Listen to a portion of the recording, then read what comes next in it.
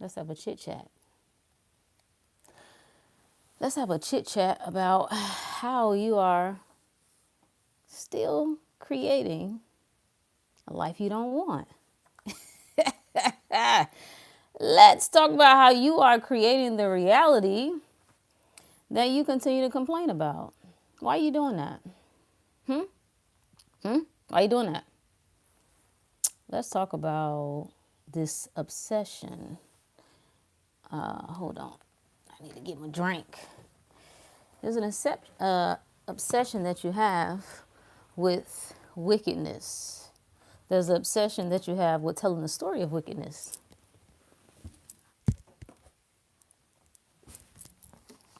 There's this obsession you have with telling the same stories that somebody else has told you. There's an obsession that you have with doom and gloom, spiritual warfare, yada yada yada. I know. We're gonna talk about it though. I wanna quote the good brother Dr. Phil Valentine. You know what Dr. Phil Valentine said about spiritual warfare? He said spiritual warfare is you not allowing your mind to drift to places where you feel vulnerable. That's what spiritual warfare is. So the love affair that people have, it's where you are afraid.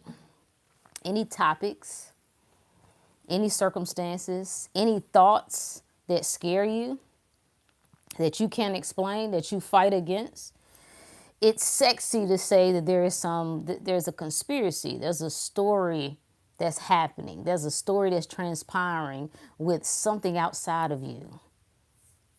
Yeah, it's always something else at play. You ever found that to be interesting? Could it be that it's you not allowing your mind to drift to places where you feel vulnerable? It's you. What is vulnerability? Anywhere where your defense mechanisms, they're diminished or compromised. That's vulnerability. So the idea of spiritual warfare, whether you think somebody else is doing something, whether you think there's this topic that keeps coming up about monitoring spirits, how can someone monitor you? Appreciate you. Like how can somebody, like, what are you saying? Praying for your brother. Shout out to your brother. Shout out to the fam. We talked about prayer today in the inner circle. What is prayer? It's an affirmation. It's a knowing. It's a recognizing. It's not a begging. It's not an asking. Who are you asking? Who would you be asking? Who exactly would you be asking? And here's the thing. I shared this with everybody. This was my aha moment. One day it just hit me. See, this is what awareness is. The awareness is the moment that you recognize that you're the NPC. You see how cute that is? It's cute to call other people NPCs. Yeah, like they are in the game and they don't know that they're in the game. You're in the game and you don't know you're in the game either. Because you don't know what you're thinking. You don't know that you're reacting a certain way. So that would be you. But something happens, right? This aha came to me where I was like, wait a minute. Why am I praying about the same things every day? Don't you find that strange? You get up in the morning and you say, God, protect me. God, keep me safe. Cover my children. Protect my home. So on and so forth, right? Then you do that on Monday. You did it on Tuesday. How many days do you need to do it? Did the prayer from yesterday run out? Did it? Are you no longer covered? Is there expiration date on the request? Like once you make your petition known, how long is it? Like how long do you get before that expires? So why do you need to keep praying it? Is your God all powerful or not? Why do you got to keep coming back with the same thing? God, heal my body. You already made that petition. Isn't that what Mark 11:24 says? When you pray, believe that you have received it and you will receive it. You ever thought about what that means? How can you receive it without receiving it? How can you receive it? It's saying when you pray, you are supposed to acknowledge that it is done here, and then you will receive it. It's saying to you that it starts here. And if you can't see it here, then we have watched people our entire lives. We have watched our family members our entire, they've been praying for healing for 30 years. I'm talking about diligently. I ain't talking about half stepping. Why they still sick? Not only are they still sick, they getting worse. A lot of what we think we're looking for is just common sense. You're not looking for a great revelation. You're not waiting for this great awakening to happen. It's just use common sense. Common sense says, obviously, that can't be it. I've witnessed it. I've witnessed people make petitions continuously over and over and over again. They have tithed. They've given money that they didn't have over and over and over again, still struggling, not only struggling, getting worse. So that says to me that you have a responsibility in this process. The cop-out is to blame it on something else. See, if you can't blame it on the world, if you can't blame it on a particular person, human tendency says I'm going to blame it on something I can't see. That's why we like a devil.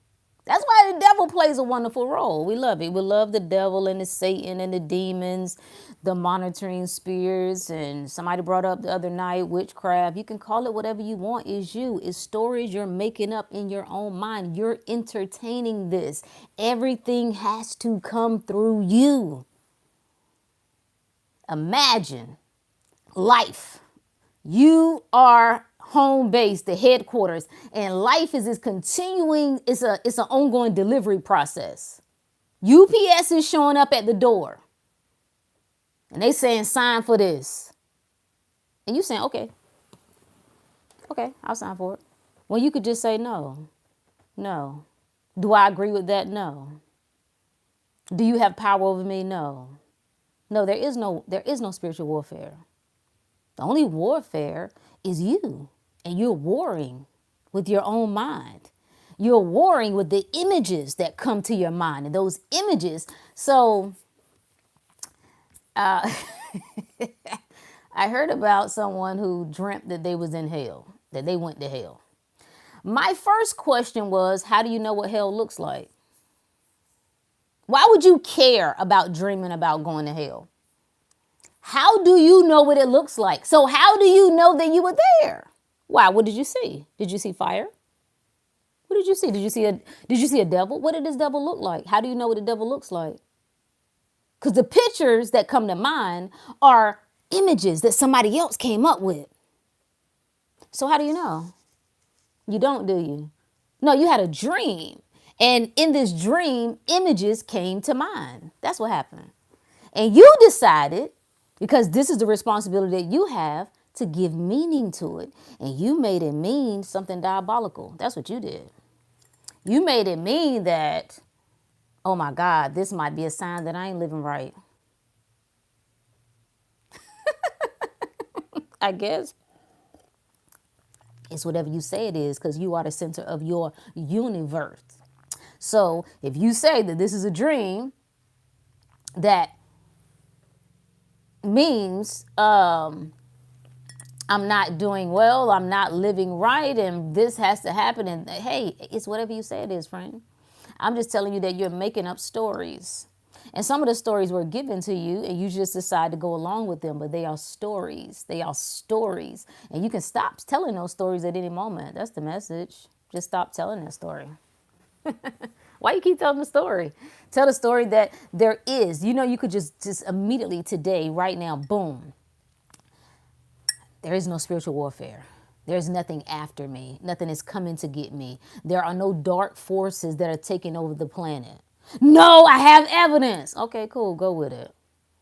Because it's whatever you say it is. It's whatever story you like. Humans like this. That's why it keeps cycling. It has nothing to do with history repeating itself. No, what you are aware of. That's what repeats. And you are aware of wickedness. That's what you keep your attention on. That's what you meditate on day and night. You bring it to mind over and over and over and over and over again. And so you tell your mind, yo, show me evidence of this. Because this is what I'm aware of, I want to see evidence of this. And so life is so kind. Life is such a mirror. This is such a game of projection. It says, here you go. Look at what happened. I guess. I'm here to tell you there's another way. If you would like it. That's all. There's another possibility. Shout out to Miami Beach. Shout out. How late are you? Hey, Spivey. No, it's only been like 10 minutes. Talking about spiritual warfare, this idea that something is after people and nothing is after you but you. I started off quoting Dr. Phil Valentine, and shout out to him. Hey, Jovi. Dr. Phil Valentine said, spiritual warfare is you not allowing your mind to drift into places that make you feel vulnerable. See, if you really want to get to the bottom of this thing, I think about every worst case scenario. No, don't meditate on it now. You don't just stay there. But I think about every worst case scenario. What's the worst that could happen? And see what that does for you. What comes up? Does it drive you crazy? Does it make you scared? Does it make you cry? Huh? That's what spiritual warfare is. There is something that shakes you that you run away from. So you now are in the position of victim. No? Yeah. Yeah, it's running after you.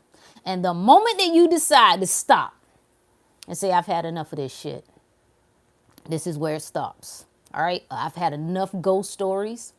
I've had enough of the doom and gloom. I've had enough of the hell stories. I've had enough of the goblins and everything else. This is it. And you face it. It's over after that. It's over. D. Merck, I'm great. I'm phenomenal. How are you? I'm fantastic. Life is better than it's ever been. I'm better than I've ever been.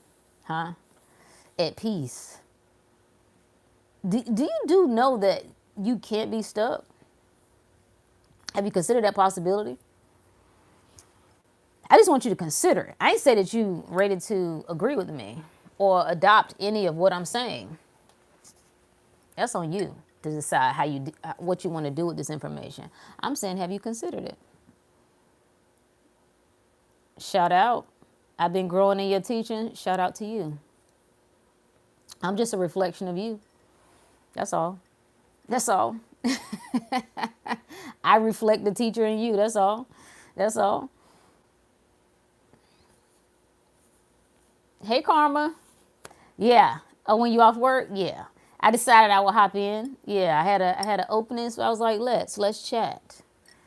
What do I want for people? That's what I was thinking about. It's so hard to implement at times. That's an affirmation, right? That's an assumption, right? You could rewrite that, right? You could just today start telling yourself it's easy. This life shit is easy. Like, I'm so fucking good at this. Like, you can tell yourself that. I am so good at this. This is so easy. I'm such an authority in my life. It's so easy to guide me. It's so easy to direct my attention. It's so easy to think good thoughts. It's so easy to think in my favor. You could just decide that. It's just a choice. This is a game of awareness. Become aware. See, oftentimes, I'm going to tell you what's hard. What's hard is something comes up in life, right? And when you look at it, you say, I'm not that. When you see something you want, this is the beautiful thing about life experiences. You see something you want. What should trigger is, I am that. What triggers for most people is, I'm not that. When you see something you want, it makes you, even if it's for a few seconds, make you feel so good. Like the thought of this ideal partner, The thought of living free and not having to worry about money. The thought of having absolute stupendous health, body looking good, feeling good. Like, oh my God, just moving through life and doing whatever you want to do every day. Like for a few seconds, it's just like, ooh. And what does the mind do? Its job. It says, hey, hey, hey, we're not aware of that good life. No. That's dangerous because that's unfamiliar. Unfamiliar means uncomfortable, unsafe, dangerous. So you look at all of that glory and you say, I can't have it. That's what hell is. That's what sin is. And sin puts you in hell because then you start suffering.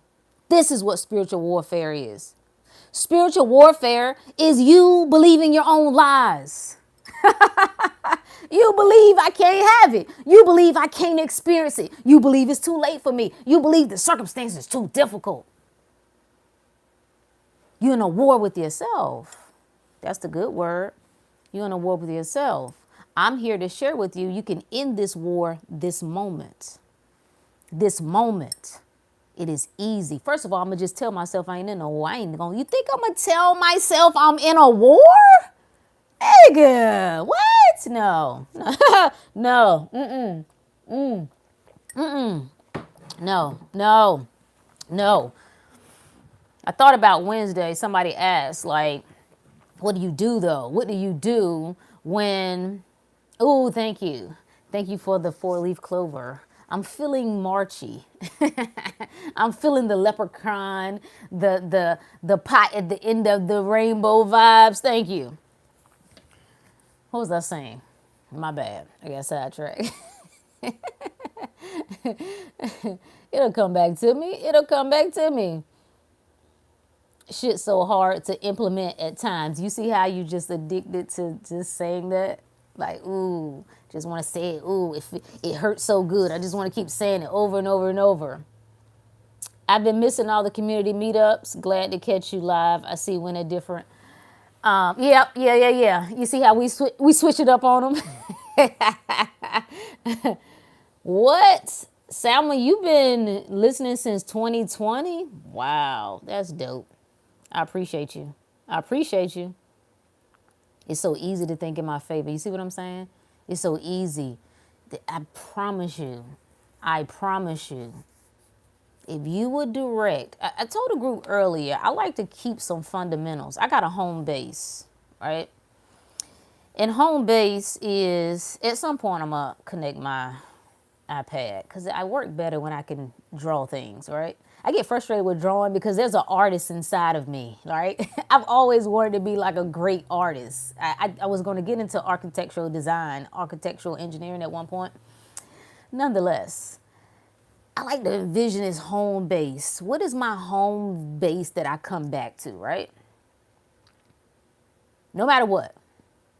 We always, from home base, we can branch out into other things, right? But home base is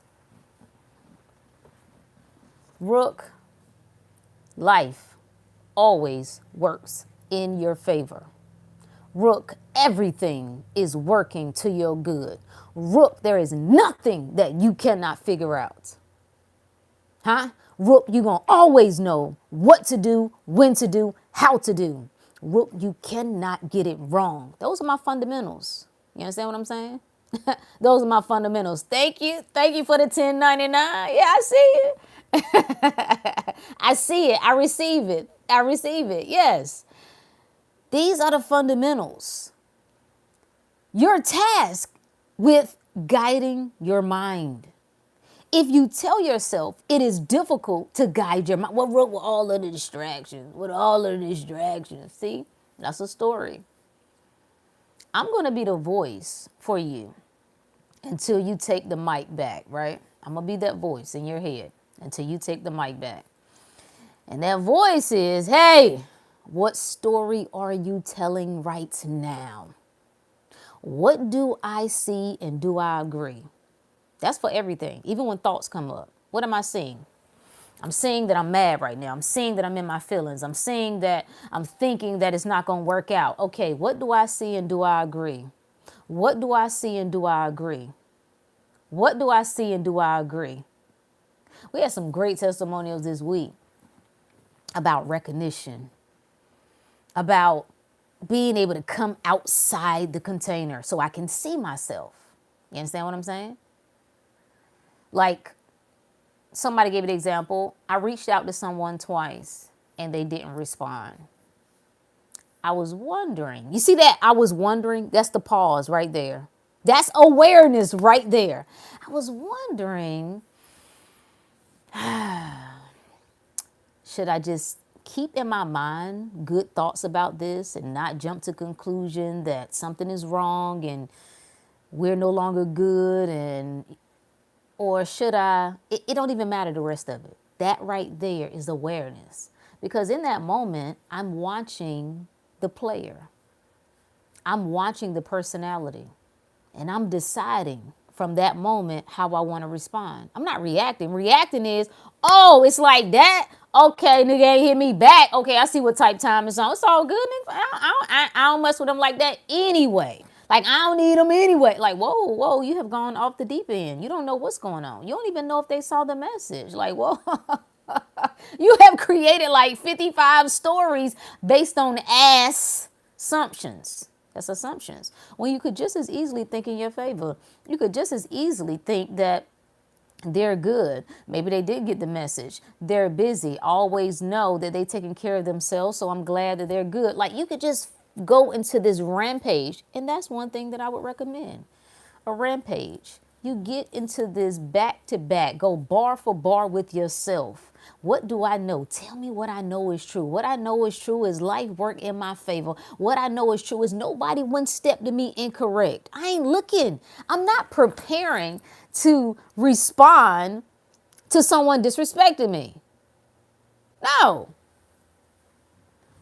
I'm coming with the energy that people don't even step to me incorrect. Everybody show up 100. Ain't nobody play. No, I'm saying because she thinks she can play with me. No, I don't nobody think they can play with me. That don't even go down in my reality. Nah, don't nobody think they can play with me. Everybody know. When they step, they come correct. You could do that. I'm just saying it's available if you want to. You could say that when it comes to your coworkers, everybody operate in complete harmony, cohesiveness, and agreement with me. That's the energy I bring. Everybody who I'm talking to, right? I'm talking to the G's. I'm talking to the gods. You run this shit. You know why you run it? Because you're aware that you run it.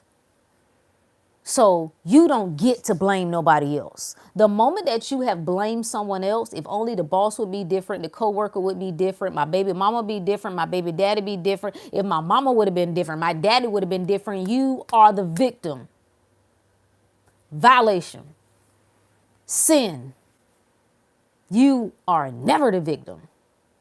And you never play that game. And the only way I will excuse it, if you know you playing. You like, yeah, I'm about to play this a little bit. Okay, I'm gonna have a little fun. Other than that, absolutely not. Absolutely not. Is that Sahil? Am I pronouncing that correctly? I didn't even realize I was subconscious affirming this negative shit. It's insane. Thank you for the insight. Yeah, that's what awareness is. It's like, I didn't even know I have this tendency because I'm a no nonsense type person, right? The core of me is don't fucking play with me. That's the core of my energy, right? So I didn't realize, what's up, champ? I didn't realize that what certain circumstances, I turn that shit on quick. Like, oh yeah? Okay, you want to rumble with the bee, huh? Throw a hex on the whole family. Let's go. And I caught myself one time like, hey, settle down, cowgirl. Like, just settle down. That puts me in a position of power. If you ever see me looking like I'm reacting to something, be clear, I'm aware. If I ever go back and forth with somebody, be clear, I'm aware. I'm allowing myself to do that, okay? That's the difference. That's when you really can play this earth game. Sometimes I'm in the game. Sometimes I'm coaching. Sometimes I'm the whole damn stadium that's watching the whole thing unfold. Yeah. energy is top tier. You see what I'm saying? We don't get to do that. To whom much is given, much is required. I require you to run shit. I require you to be the center of your universe. That's what I require you. You not allowed to listen to me otherwise. I'm going to have to block you. I'm going to have to block you. We're not complaining about anything on this planet. Absolutely not. Because we say that I am all that is. So if you're all that is, you're those funky parts that you don't like. What you're calling warfare, that's what awareness is. That's coming all the way out this game of duality. I'm all of this. Now, what I do when I play in this world, I choose my preference. You understand? And my preference is ease, baby. My preference is love. My preference is beauty and abundance, well-being, power. That's my preference. But even when I witness, even when my eyeballs are showing me something else, it can't move me, because that's when I come out the container to know, oh, I'm observing the whole picture. You know why it doesn't make sense for you to be upset about what you don't want? Because you could easily tell yourself that what I don't want is simply a reminder that what I do want is available. How could it be one without the other? If I experience hot water, that's my recognition that, oh yeah, cold is available too. Let me balance this out a little bit. Let me throw a little bit more of that in there. The moment that I see what I don't want, I'm saying in my mind, I am God, because God recognizes all. I'm not mad that I can see. When you bang against the unwanted, when you bang against the undesirable, when you bang against what you're calling the unfavorable, you saying, I don't want to be God. I only want to see the part that I like. And I'm so mad and I'm upset that I'm seeing the part that I don't like. The gods are saying, yeah, look at it. And it still don't mean shit. It still don't change nothing. I see this collapsing and it still don't mean anything. I feel the heat of the fire and it still can't burn me. Huh? I saw the numbers coming down at the bank account and I still know I'm the source of the numbers. The numbers got to reflect me. It's so beautiful. It's so beautiful. What's up, Suki? All right, let's see. I'm struggling to release so much years of anger and bitterness at my family and the trauma cycles I'm breaking free from. What can I do? Tell yourself there are no trauma cycles. Tell yourself you're not breaking free. Breaking free is one perspective. Like if I'm on, man, I need like a good visual of this. If I'm on one side, let's say on one side of the house is the living room, on another side of the house is the bedroom. Right? No, let's put the living room in the middle. Let's put the kitchen all the way on the left end of the house, and the bedroom, one bedroom, right? The master bedroom, all the way on the right of the house. This is probably not a good example, but we'll roll with it and see where we can go. See where we can land here. Somebody in the kitchen got the radio loud as hell. I mean, as loud as it can go. The people in the living room are disturbed and they cannot hear the television because they're right there by it. But the people on the other end of the house, in the master bedroom, they're watching the television just fine. They're not having to suffer. They're not struggling. They're not agitated. They don't even know why the people in the living room are upset. What are you saying here, Brooke? It's a matter of perspective. It's a matter, you can tell yourself anything, right? You have to know there is a version. When we say that I am all that is, if we say that everything exists, every possibility exists, if you accept that, maybe you do, maybe you don't. But we're just going to go with the notion that you understand that every possibility exists. Then that means there's a possibility where you don't have any struggles. You're not struggling with that. That's one scene.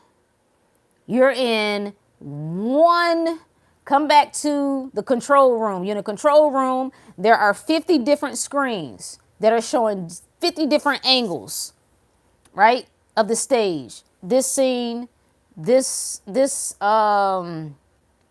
backstage, the audience, boom. You're looking at one. That's just one. That's just one possibility that I got to break free. What happens? What happens if you just started to gently say to yourself, if I am one with God, if I'm one with all that is, if I'm one with all power, right? How could I not be free? If me and God are one, can God be chained? Can God have trauma? Or is that what I'm currently perceiving by way of this human experience? That's one perspective, right? But let's just say you say, look, I hear all that shit you're talking about, but the anger that I feel is real. No argument with that, right? Decide what you want to do with it. Is it a benefit to you? How much do you have more love for the anger and the bitterness than you have for the love of being free, as you say? Because certainly, when you look at the anger, what is causing you anger? Is it something that's currently going on, or is it something that has happened already? If it's something that's happened already, what can you do about it? How can someone resolve that anger? If something was done, it was already done. What can you do about that? If something is happening right now, can you remove yourself from the situation? Let's say no. Let's just go there. Okay, maybe no. You're in a household situation. I can't make immediate changes. Okay. That's even more reason to tell yourself, if this situation here, I at this moment cannot change, how am I helping myself or being angry? This is what I learned about people struggling with like trauma and things that have happened in their family. It destroys you because you carrying it. The whole idea of forgiveness, when people say the forgiving is for you, the forgiving is for you because you holding on to it. You're the one making it a burden. So it's destroying you. It becomes a weight. I like to look at it, it becomes a blinder. You can't even see the glory anymore because all you can see is the gory. You just see the blood, the pain, the suffering, the struggling. So what I would do, what I have done, I have some similar stories.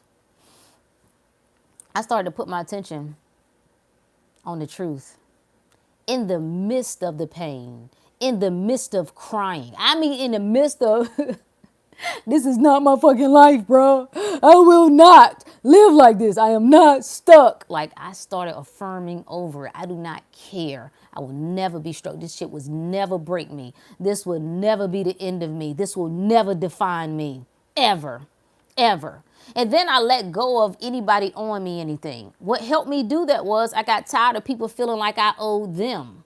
So I was like, this is easy. The same way I don't want people to feel like I owe them, I'm going to stop acting like people owe me. I'm going to release that. I don't need anybody else to do anything different for me to feel whole and to feel happy.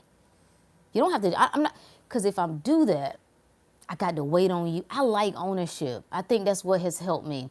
I like the idea of everything is my fault. Some people don't, that's fine.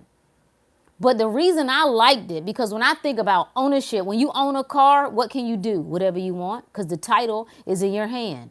When you still financing it, the bank got the title.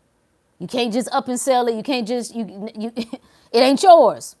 Same thing with renting. Before you go and paint the wall, you got to ask the landlord. Before you go and knock out the wall, before you hang up a television, you got to get approval. You have to wait. And I ain't a waiting kind of lady. So I decided that I'm coming through with all of my life, with all of my pain, with all of my criticisms. And I said, I'm going to take it. I'm going to see what I can do with it. I like the idea of alchemy. I'm going to see what I can do, what is considered trash, what is considered ugliness. Give it to me. I want it. I don't want nobody to change nothing different. I don't want my mother to have to do anything. She does not have to acknowledge anything she ever did or didn't do. I don't need my daddy to show up. All right. I don't need him to explain why he went missing and did whatever. He owes me nothing.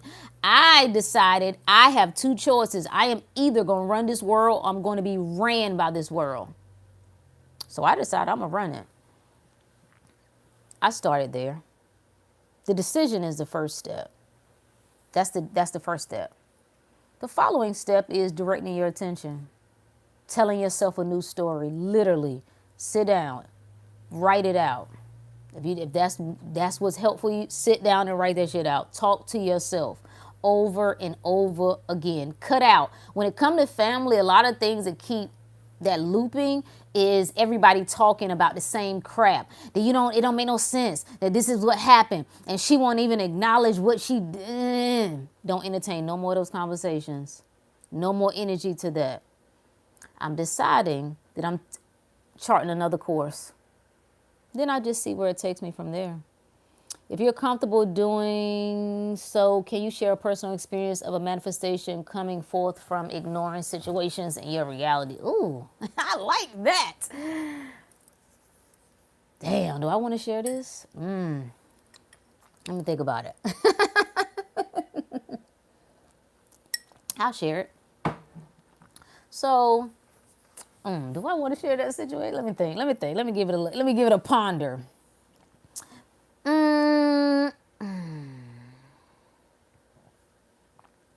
Okay, I got one.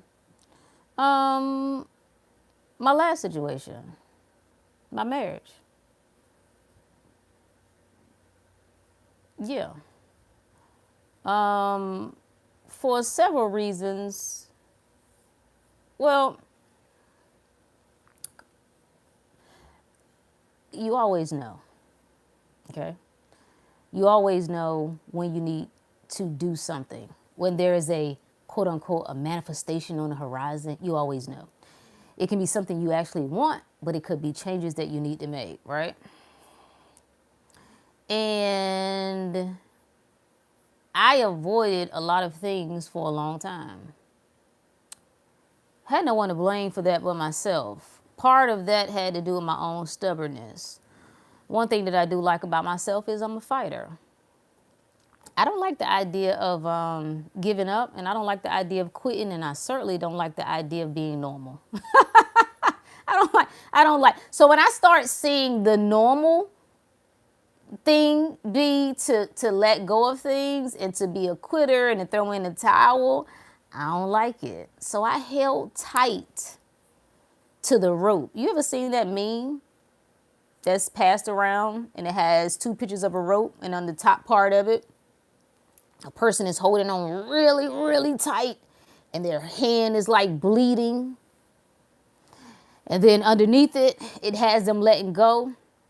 And the caption is something like, oftentimes holding on is causing more pain than letting go.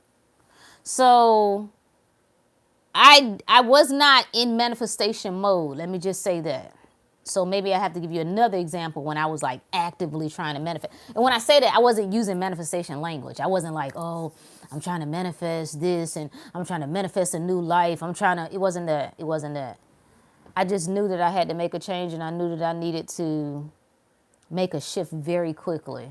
Had no idea what I was going to do, how I was going to do it, where I was going to go, what it was going to look like. And anytime I started to think about it, it brought up anxiety, and it brought up fear, and it brought up doubt, and it was heavy. My body was reacting almost like, I guess you could say like a traumatic experience.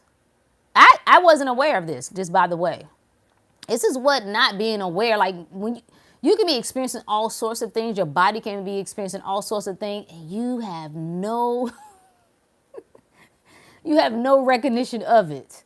But once I started to recognize it, it started driving me crazy, right? Heart rate changing, my chest was tightening, like I went through a period where it felt like my chest was cracking open, like Like something is happening to me. I don't know what to do. And it was like I was saying, everything in me was saying, you must make a move now. And I'm like, I don't know how, bruh. Like, what am I supposed to do? Like, what do you mean? Like, so y'all seen that meme? It was a video. It was like when black folks smell something, they think it's they think they smell something burning. They like, I just had that moment. Like, wait, is anything on? Anyway, so what was your question? That was a personal experience of manifestation coming from ignoring. So I didn't ignore. I wouldn't call it ignoring my current situation, my current circumstances. I had to shift my attention away from it. I did this very well. I don't know how, but I did it very well. This is why I might need to give an example of when I didn't do it as well. But what I mean by doing it very well, I had this knowing. Like I had a knowing that it was resolved.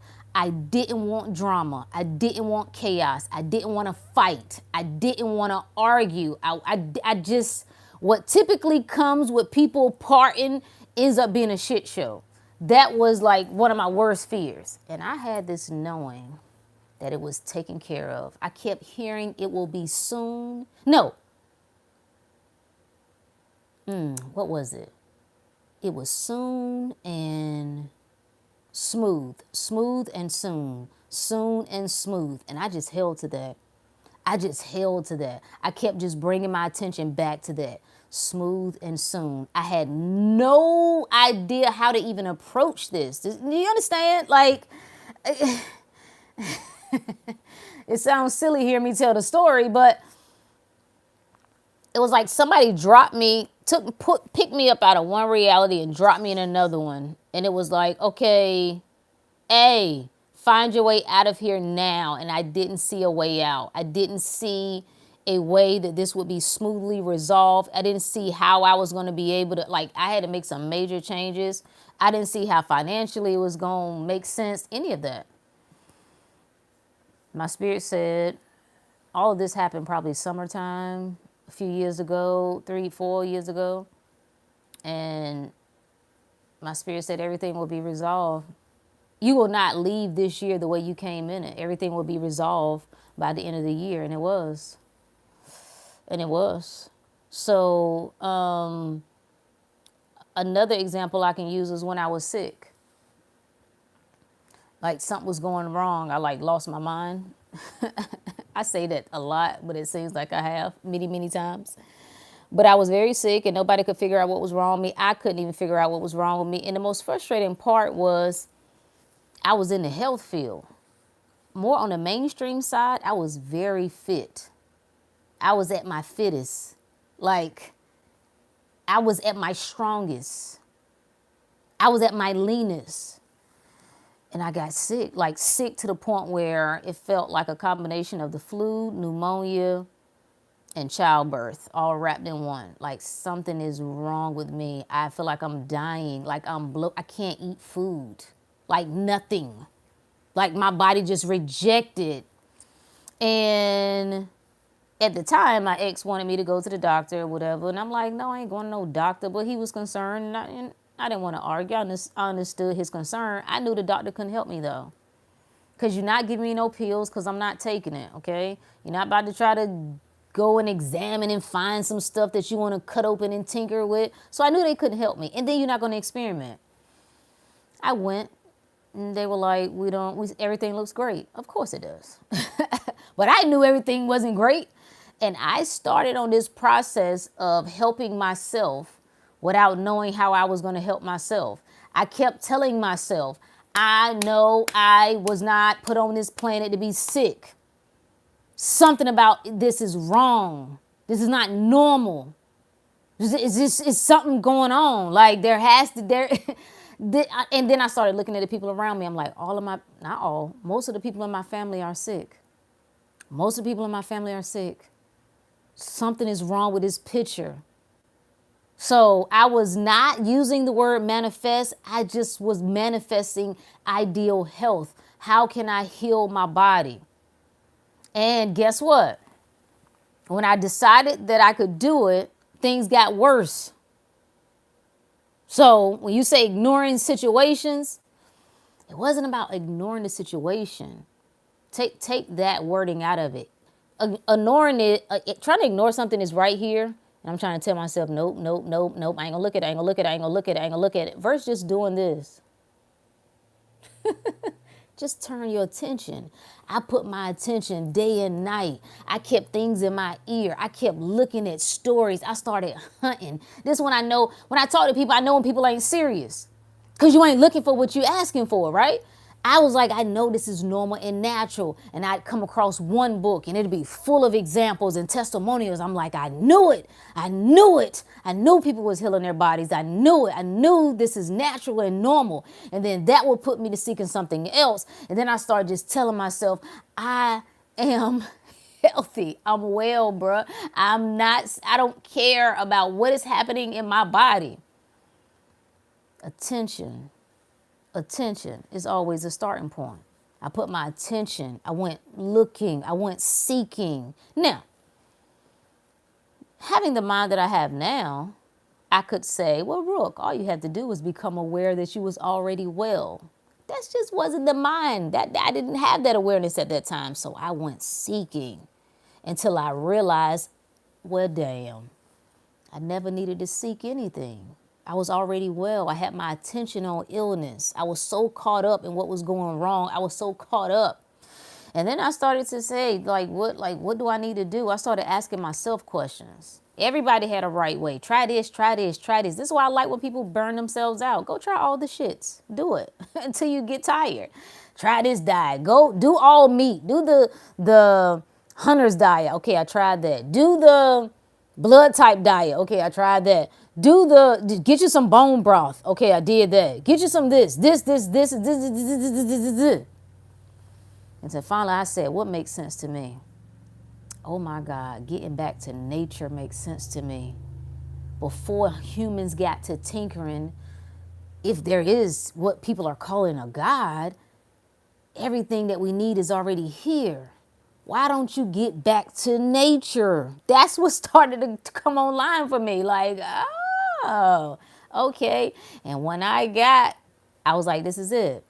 I locked right in. It was alignment. It was no more tussling. It was no more questions. Like, this is it. And so that's what I did. I shifted my attention. So when you're in the thick of it, and it seems like I told a group this. Let me pause there for a minute. I told a group this. I was thinking about why in the hell have I just experienced so much stuff? I'm trying to find a podcast I did. I think it was in 2016. And I was like, you know what I'm here for? I'm here for what everybody else runs away from. I want the path that scares everybody else. I want the work that nobody else want. You understand? Like, I want it. And I thought back to that like, oh, I asked for this. Like, I wanted to understand how it is and how it feels to go all the way. I think how I envision it is like this spiraling path, right? There are many pit stops along the path that you can stop at, right? Some people stop at church. They come across that. Some people come across astrology. They stop there. Some people come across, I don't know, it could be anything, man. Diet changes. Like, they just get caught up in that whole lifestyle of that. There are many things that you can do and you can stop there. And I think if you're able to stop there, you should. For the rest of us, for the G's, what's really happening is you the one. And what's seeking expression through you is full awareness for you to come outside of that. That it's what I have continued to seek. If I had have just done one thing and everything transformed, would I? I can't answer it. It's really a question. I don't know. I speculate not. But it's been something about watching the ebb and flow, being able to continually come outside of what I'm experiencing to say, oh my God, I wasn't even aware. No, I'm aware now. No, I'm aware even more. So first, I'm in the screen. I'm in the movie. And I don't know I'm in the movie. Then I become aware. This is how I look at the Matrix. People are in the movie. Like when Morpheus takes Neo and he's down the street and he sees a lady in a red dress. So the people are in the screen. They don't know that they're in the screen.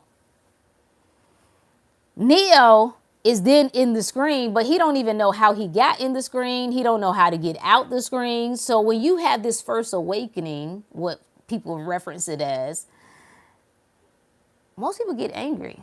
They're angry. I feel lied to. I feel betrayed. It's all stupid. It's no point in living. Money is fake. Politics is fake. Relationships is fake. Marriage is fake. It's all made up. It's all dumb. So you're just mad. Everybody just been lying to me. Okay, that's cool. Then something happens where you come outside. I come outside of the screen. And now I realize, oh, this is a game. I'm not mad at that perspective. I now can see all perspectives and choose.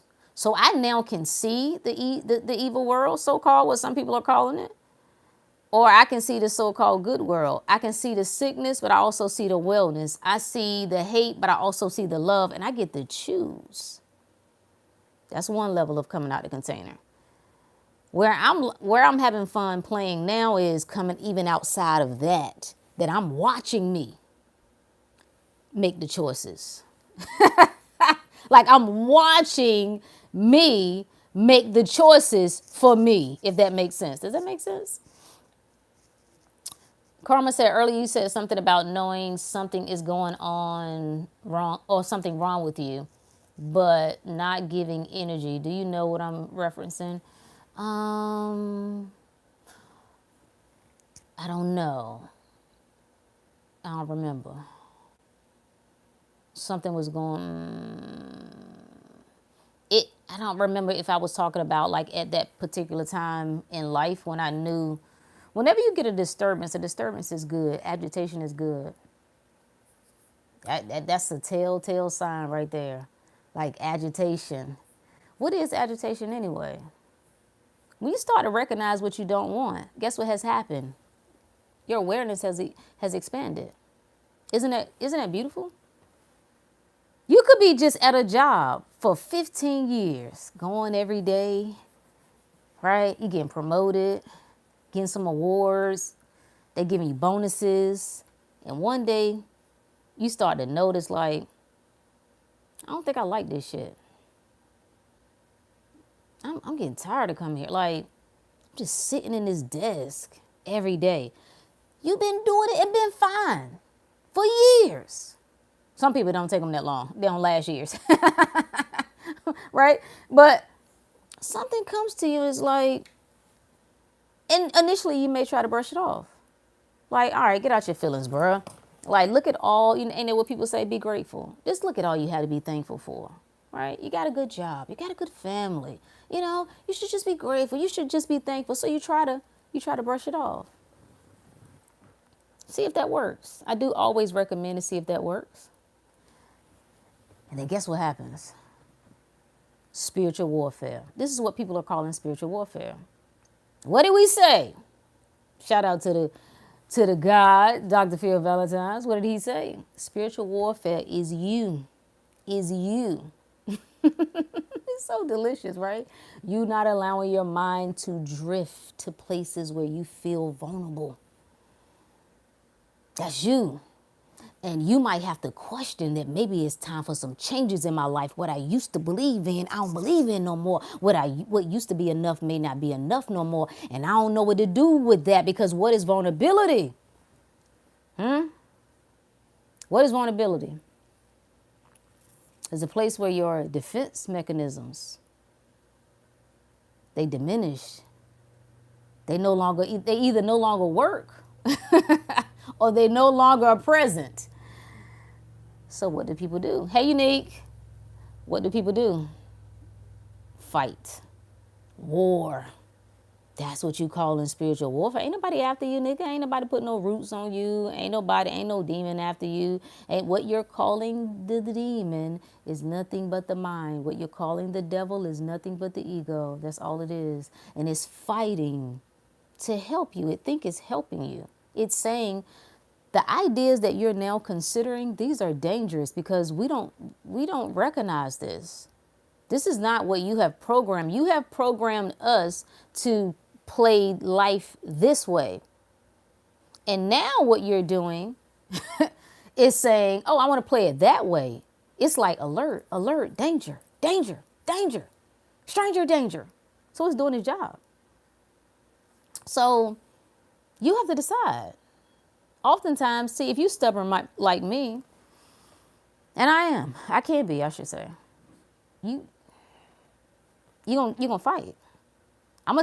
What did I do for many years? Why did I stay in like this looping for many years?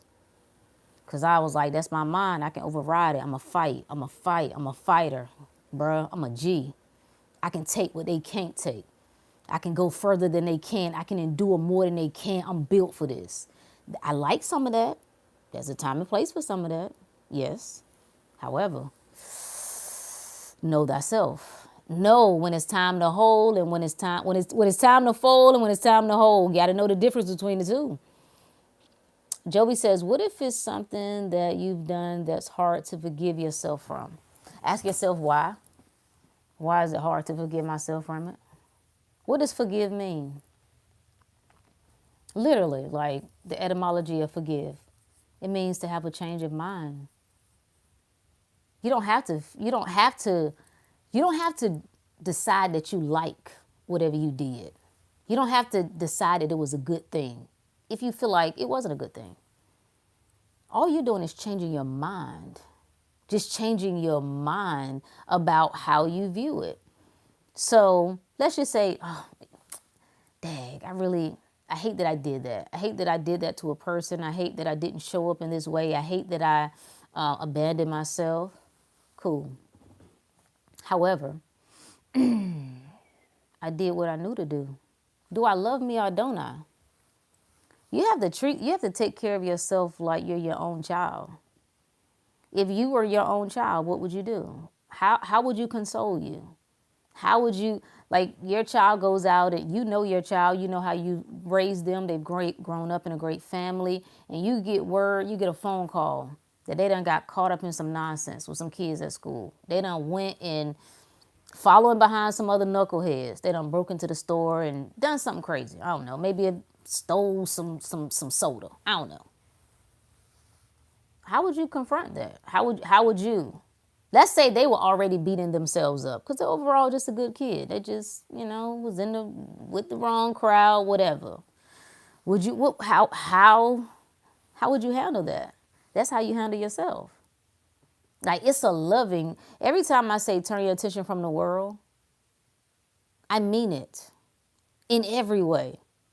I mean it at like psychotic levels, honestly. I mean going deaf to this world. Deaf to what they talking about, to people going, hanging out in the same way. And the reason that I make that recommendation is because I want you to become obsessed with you. In your obsession with you, you get familiar with you. You start to remember you. Like, I know her. I love her. And it ain't hard to forgive somebody you love. Not at all. Not at all.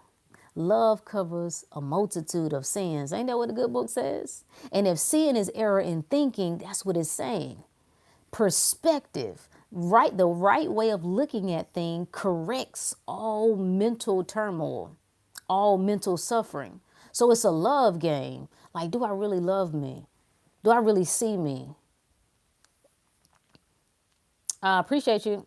You're welcome. I have a shirt I designed for Manifest March. I want to send you a photo of the design. Is there a good email to send it to for you to see? Send me. Are you on Twitter, on X? Because that's probably the easy. Even though I deleted the app, I got annoyed. I might add it back next week. I mean, I can always log in though. You can send it to me there. If you're there, send it to me there. That's probably the easiest way. Sahil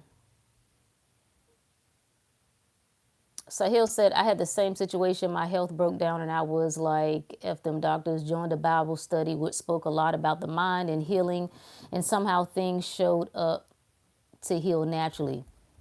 Always. I can't miss it. I promise you, if you just get into this obsessiveness with yourself, that I'm the authority, I know what to do, I'm always taken care of, I can't get it wrong, I could never miss it. I could never miss it. If you come across someone and they're sharing some information that you feel like you really, really, really, really need, and they say, okay, well, that's all I'm gonna share. If you want the rest of it, you're gonna have to come into and you're gonna have to pay this. Or that's all I'm willing to share. You're gonna have to figure the rest out on your own. You shouldn't even care. That should just be annoying within you. You can't block me from information. You can't stop me from knowing. Matter of fact, you are me. You're a reflection of me. You're a reflection of my own awareness. So whatever. If I can't get to that particular thing right now, guess what? Cool. I don't need it right now. Why? Because everything always works in my favor. So if it appears to be a roadblock, if it appears that I can't access something right now, I don't need to. Cool. Done. That's how you came across my suggestions. I love a divine intervention. Me too. Me too. Me too. I love it. I love it.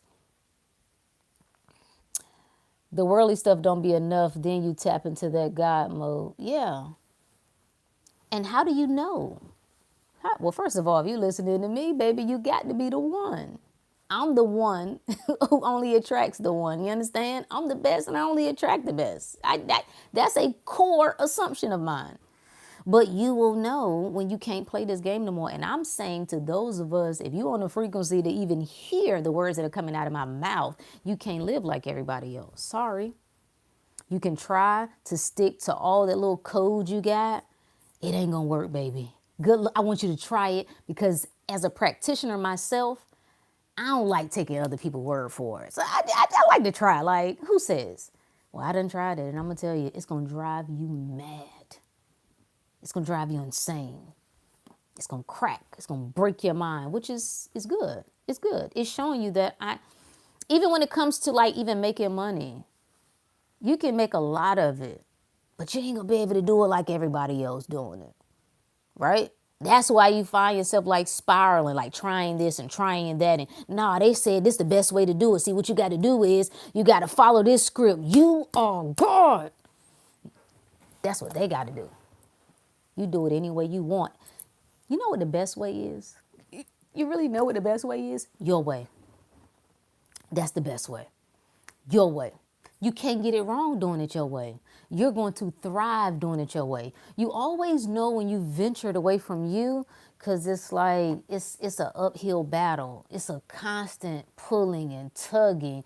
No, it should be flow. When you're in flow, that's ease, baby. That's ease. That's not no warfare. No. What's up, Maiden? Got to keep your mind on what matters. That's it. Attention. Put your attention on what you want. Speak power to yourself. Morning, noon, and night. You don't tell yourself that it's too much. How in the world can it be too much? How can taking care of you and speaking to you and loving on you and being in tune with you be too much? Is that an inconvenience? Come on now. It doesn't matter. It doesn't matter.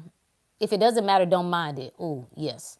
We're not what we do or what we have or what we're going through. We are what we consciously choose to focus on. Boom. Boom. Karma said, I wish I could remember. I'm just going to have to play it back. Or maybe it was a replay I was watching. No, I'm the same way. Because I'm speaking in so many different... I'm like, what did I say that? Did I say that in the mindset group? Did I say that in the inner circle? Did I say that on YouTube?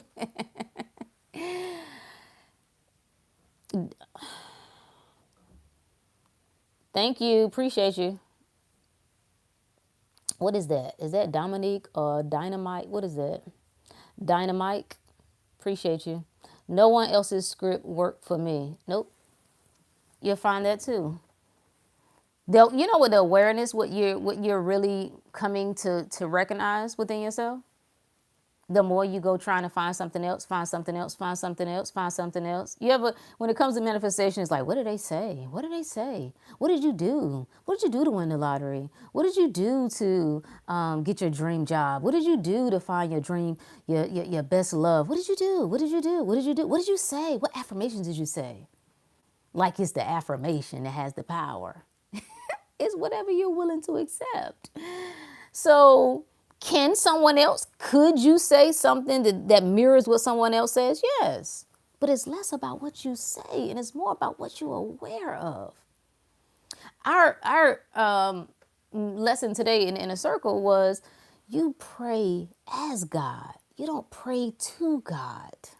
Okay? What does that actually mean? A prayer is not a petitioning. It's not a begging. Who are you asking? It's a knowing. I recognize when I see it that I already have it. I recognize when I see it, I am that. If you could start looking at life and anything that moves you and excites you, you say, I am. Thank you. I am that. Jealousy comes up when you see something that you like and you say, I can't have it. That's when you get jealous. There's no reason to be jealous. You should be able to look at beautiful things and beautiful people doing beautiful things all the time and know that's a reflection of me. It's saying, hey, possibility available. A, potential. This is potential energy. What say you? But we look at it and say, everybody can't do that. Everybody ain't got to do that. Everybody, or just can't, or we just become a hater. Like folks just become a stone cold hater. Like, bro, it's okay. You are that. All you have to do is recognize it. It's a game. Like you have to create nothing. Everything. Greetings is available. It's a matter of turning my attention to that. I become aware of that. How do I become aware of it? I turn my attention to it. Meditate, affirm, affirm, affirm, affirm. Why are people so angry? Why do people get so angry with affirming? Because they already have a story they tell about it. You know why? The periods of time that I had a problem with it? Because I told you I'm stubborn. Why you gotta do all that? You know what I'm saying? Who says you gotta do all that? You don't. That's the easy answer. You don't have to do anything. However, why is it a problem? Why is it a problem with me if I can talk to all other people all day long? Talking to myself is a problem? If anybody can call me and need encouragement, right? Need a consultation, and I can pour into them, that makes sense. But pouring into myself doesn't make sense? Don't like it. I don't like it. I don't like it. So even that, you should ask yourself, why does my mind buck at thinking in my favor? Every time I intentionally think in my favor, why does my mind tussle with that so much? Why? Seems like I'm used to doing the opposite. Oh, perhaps. Why is it when I tell my mind that I live in a wonderful, peaceful world, my mind starts doing this little warfare game? Why? Because I've practiced telling myself the opposite. I've practiced listening to everybody else's story. I've adopted their story. Lord have mercy, and they can't even see. When I see some of my G's listening to the blind, I just be shaking my head. Shaking my head. You taking advice from people who can't see? You trusting people who can't see? Tisk tisk. Tisk tisk, my friend. Nah, I can't do that. I ain't gonna say I never did it, but can't do that. Absolutely not. I don't care what you think about health. You can't even see. Why do I care about what you think is healthy and what is not? I don't. Why do I care about what you think is whatever when it comes to spiritual topics or religious topics or whatever? You're blind. You're my student. You're my student, nigga. Get in line, okay? Get to the back of the class. What you talking about? So, no, nothing is after you. Rewrite your story. I'm going to revamp. Before we start our next round in the mindset, I don't know if you want to call it mindset group, mindset challenge. We do these 33-day rounds. Today is day 33. This is our second round that we've done this year. And the whole point of the group is guiding your attention, right? Telling a new story. What I really want people to see is, or what I want them to become aware of is the tendency to tell the story that you don't like. The tendency for you to go off the rails. Like, what if you intentionally said, this is what discipline is, to give yourself instruction, that 3 times a day, I'm going to check in with myself and I'm going to affirm what I know is true. Soon as I wake up in the morning, we do audio check-in, so I make everybody do an audio, right? Like, I want to hear your voice, but I want you to hear your voice. Tell me what you know is true. I know this world belongs to me. Huh? I know this world belongs to me. I know I could want for nothing. I know everything work in my favor. I know I don't live in an evil world. I know I live in peace. Huh? All I see is the sunshine. I know I'm always taken care of. I know I could never get it wrong. I know every day and every way I get better and better. I know I'm already living my ideal. I'm already living my dream. Yeah, what'd that be like? You ever done that? You ever done that consistently for a month?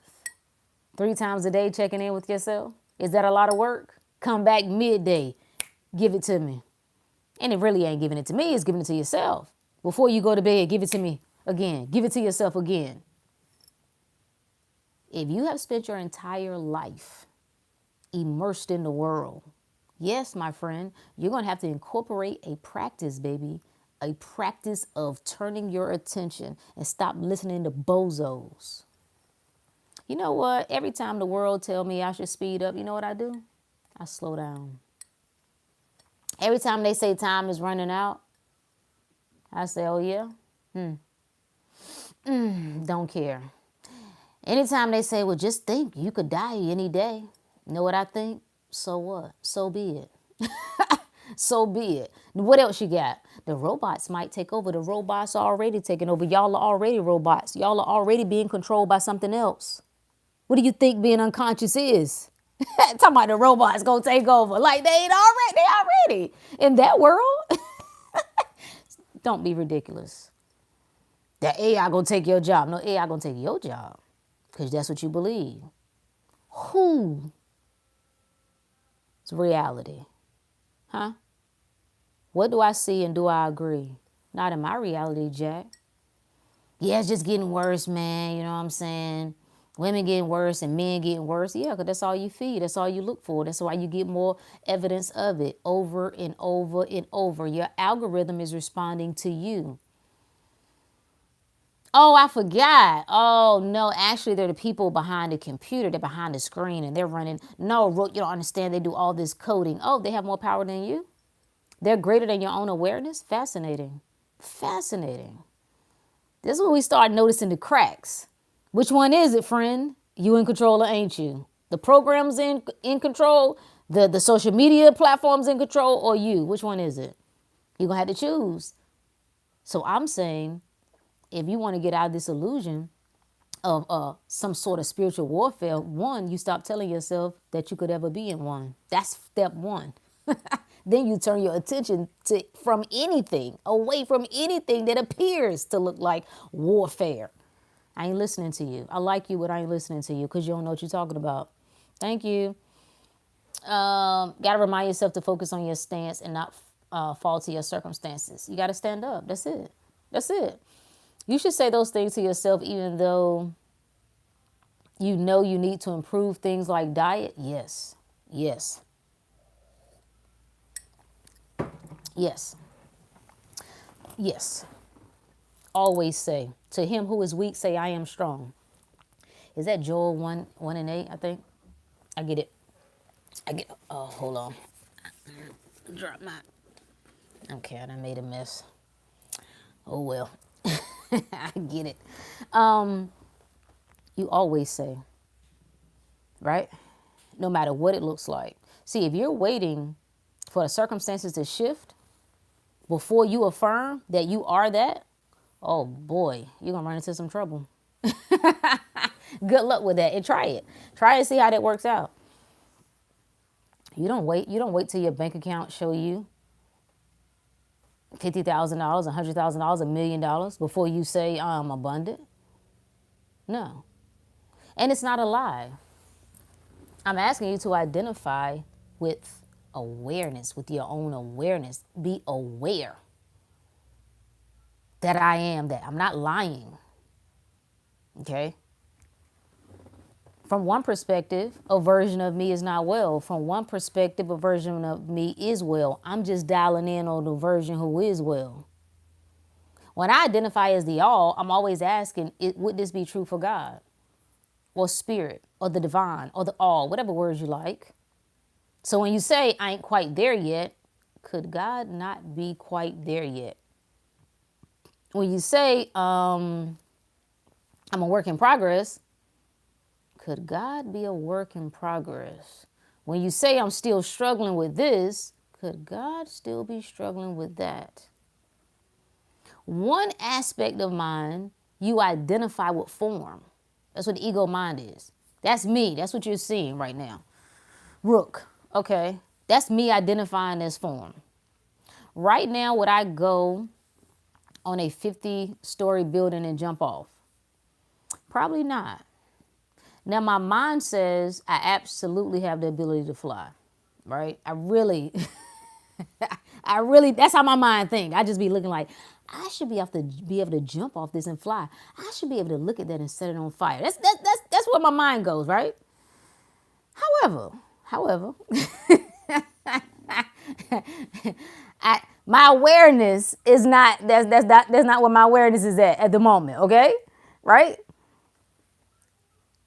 I'm always recognizing all that I am versus all that I'm not.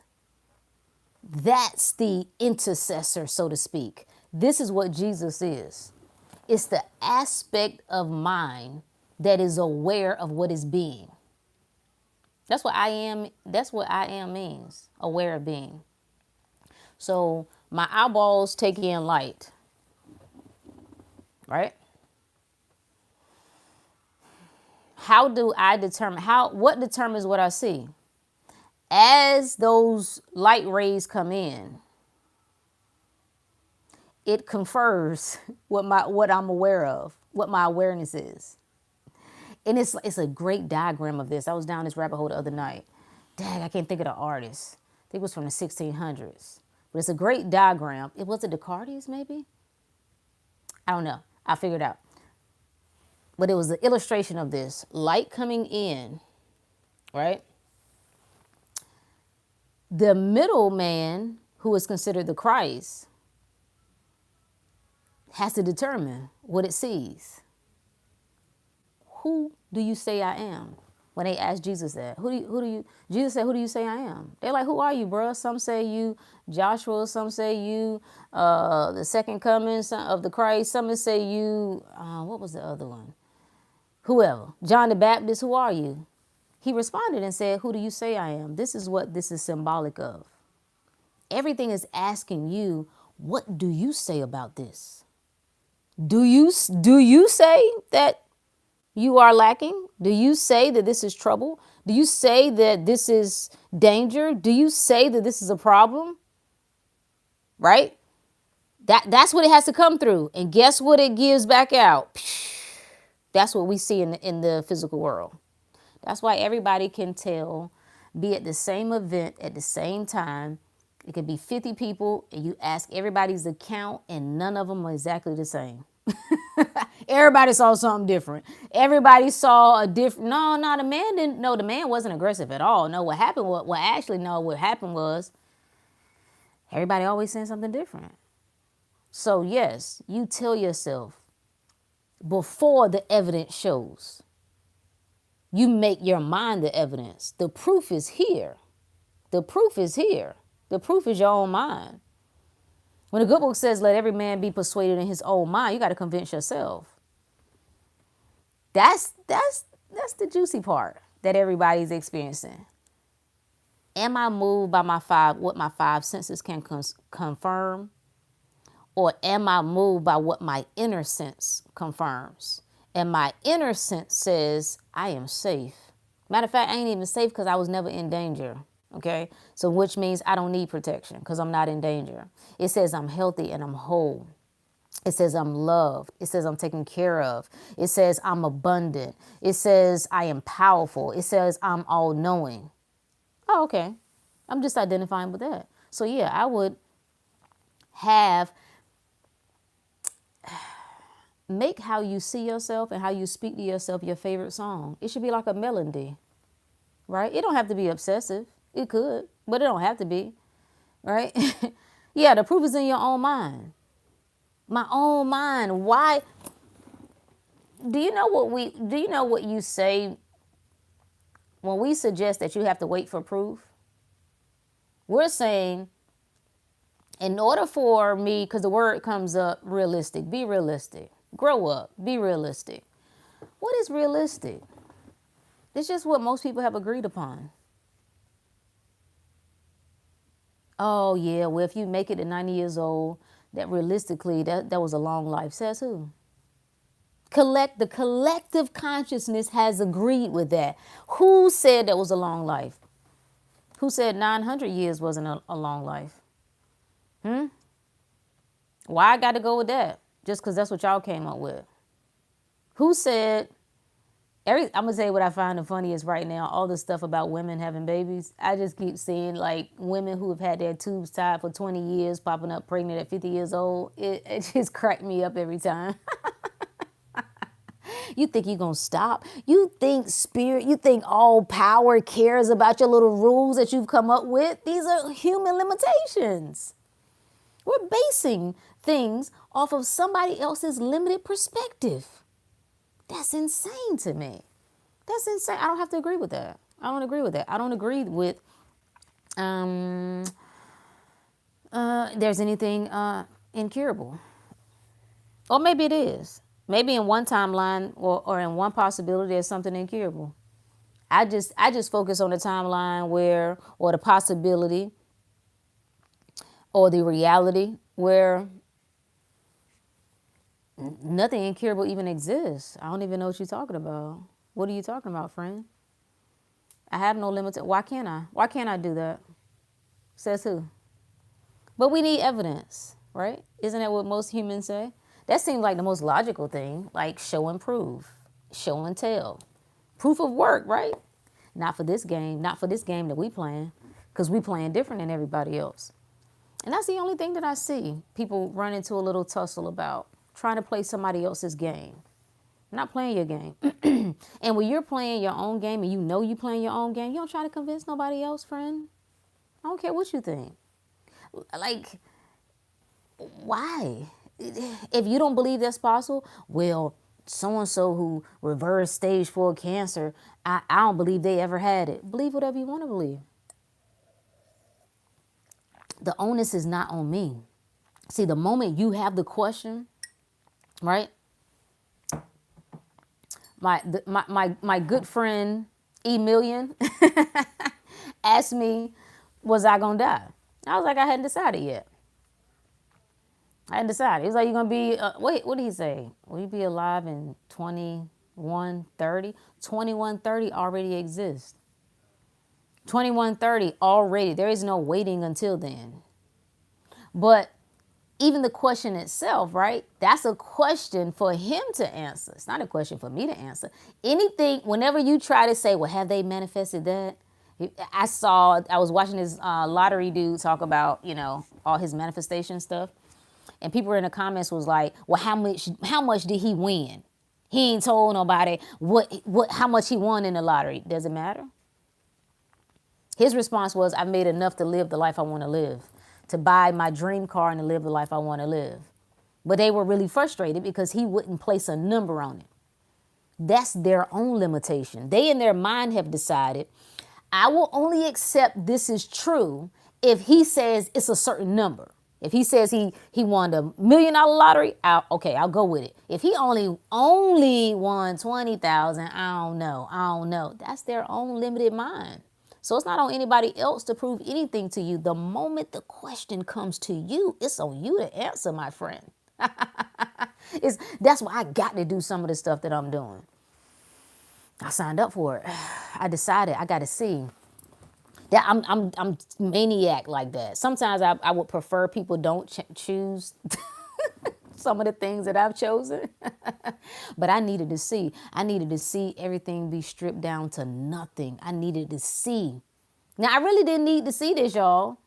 But in my mind, this is called storytelling. In my mind, I needed to see me appear to lose everything and then still stand. So that's what I formulated. Like reality formulated all the right conditions to show me just that. And then I proved it to myself. I could have just skipped all that, by the way. You see, these are games we play with ourselves. Like you create the idea that you're in a war and that you need to win. And then you figure out how to win and you be like, yay, I tackled it. I won. And it's like, yeah, I mean, you kind of created all of it, but it's cool. As long as you know. Because sometimes I think we need to entertain ourselves. So stories are good. But you also can skip the story if necessary. Or if you so desire, I should say.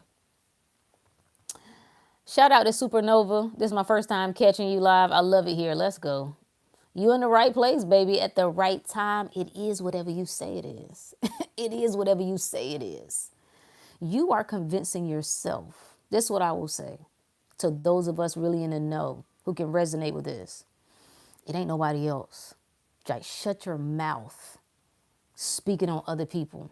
They don't understand me. They don't support me. They don't really value me. You don't value you. Think about that. If you really value you, would you hang around people who didn't value you? I'm just saying. Would you give your best to people who you thought didn't deserve it and who would not appreciate or take it or would take it for granted? You wouldn't do that, would you? Maybe this is you speaking to you. Maybe this is you saying, show me all of what I don't want so that I remember all of what I do. That's the gifts. That's what I appreciate about all of my life experiences. So I can't remember who mentioned about being able to forgive themselves. That's what I think about. I love me. I love every part of my story because every part of that story has led me here. So it was right. And it's uniquely mine. Can't nobody tell my story the way I can tell it. It was deliciously for me. And look at what it has birthed. Oh my God. Now, did it have to take all of that? I don't know. It doesn't matter though. That's what it did. That's the route I came through. So I appreciate all of it. So if I have appreciation for everything, it's very difficult to have regrets. It's very difficult to stir. What I would say about pain, and I said this when we started this discussion, you got to learn to sit with pain. You got to learn to let pain move through every fiber of your being. The things that scare you the most. The things that you struggle with forgiving yourself. And I'm really telling you, like, oh, I mourned me. Another version of me died yesterday. Really, I saw it. Was it yesterday or was it Wednesday? It was one day this week. Like I got the visual, like I was watching, but I also physically felt like there was some spiraling going in my mind. And I saw like a snapshot. It was like, it was me. Like, I can't describe. This is why I don't talk to people a lot, because it's hard to describe some of the stuff I experienced, right? I saw a snapshot of myself like saying, help me. Like, don't let me die. Because I was able to catch a reaction. I was able to catch something that had been looping and I wanted to react. And it was like I was getting this visual symbol of that mind saying, don't let me die. don't let me die, like react, like keep us right there in this looping. This is what we used to do. Don't leave me. And I just watched almost, it's like I was in water or something. It's like I dissolved. It's very weird to describe, but my visuals are just getting more and more vivid. Anyway, yeah. What was that? What started that? What got us on that? What got me talking about that? Oh, letting pain move through you. Like you have to let. I have grieved versions of me. I watched myself. Once I came online, I was like, what have I been doing? I've like, it felt like almost 15 years. It's like, what you been doing? Why did you do that? What were you doing? What were you thinking? Why did you choose that? And that keeps you in this freaking looping, right? And I grieved for her. And I started to see things replay. This is what suffering is, right? This is what mourning is, by the way. Whatever keeps you in mourning, when you mourn, what are you doing? You're replaying. You're replaying this painful memory over and over and over. You're replaying this image over and over and over. That's all mourning is. So I went through this mourning period where I was like, I should have known better. Why did I allow that to happen? Why didn't I say no? Why didn't I choose myself? Why didn't I not love myself more? Why didn't I snap out of it? Like, and then I would go back to certain moments, like right there, you knew that was a red flag right there. Why didn't you? Come on, Rook. And then finally, I let that go. And I just felt the pain. I felt the shame. Nobody knows. Like, this is me experiencing this. Nobody don't even know some of these are personal things that just happened that nobody knows. But I felt shame. I was ashamed that I allowed myself to endure certain things. I felt shame that I allowed myself to stay in certain places too long and the people to misuse me in certain ways. I'm like, not me. Come on, not broke the grade. But I let myself feel all of it. I let it move through. And if tears came up, I let them flow. If I felt tired, I started sleeping more. And I just let myself soak, so to speak. And I let it pass. And at a certain point, it comes to the surface. I gave this analogy in the group. Like if you think about, I don't know what you could probably do this as an experiment. If you took water and you put like food coloring in it and you stirred it up, stir it up, stir it up, stir it up. If you let it sit long enough, it rises to the top. Rises to the top. However, if you get to stirring the shit again, guess what? It gets right back in the mix. But if you let something stay on the surface long enough, what does it eventually do? Evaporate. So that's the letting things move through you. And in the end, you know what you recognize? That shit won't me. It wasn't me. That pain wasn't me. That guilt wasn't me. The shame wasn't me. The regret wasn't me. Oh man, it's such a wonderful, wonderful, wonderful realization. Wonderful realization. And in that moment, you free. That's why you can't throw nothing in my face. Whoever think I love, like I have a lot of characters that I appreciate, right? And 50 Cent is one of them. And it's so funny because I spent years studying certain people. You can't. You cannot. You cannot. What was it? I was trying to think of the popular phrase, right? The little cliche statement. But I'll use another one that comes to mind. Like, yeah, I'm gonna reveal all your skeletons. I'm gonna take all your skeletons out the closet. You can't take my skeletons out the closet if I've already taken them out and I'm over here drumming with them. You can't. You can't. You can't stick it to me. You can't expose me.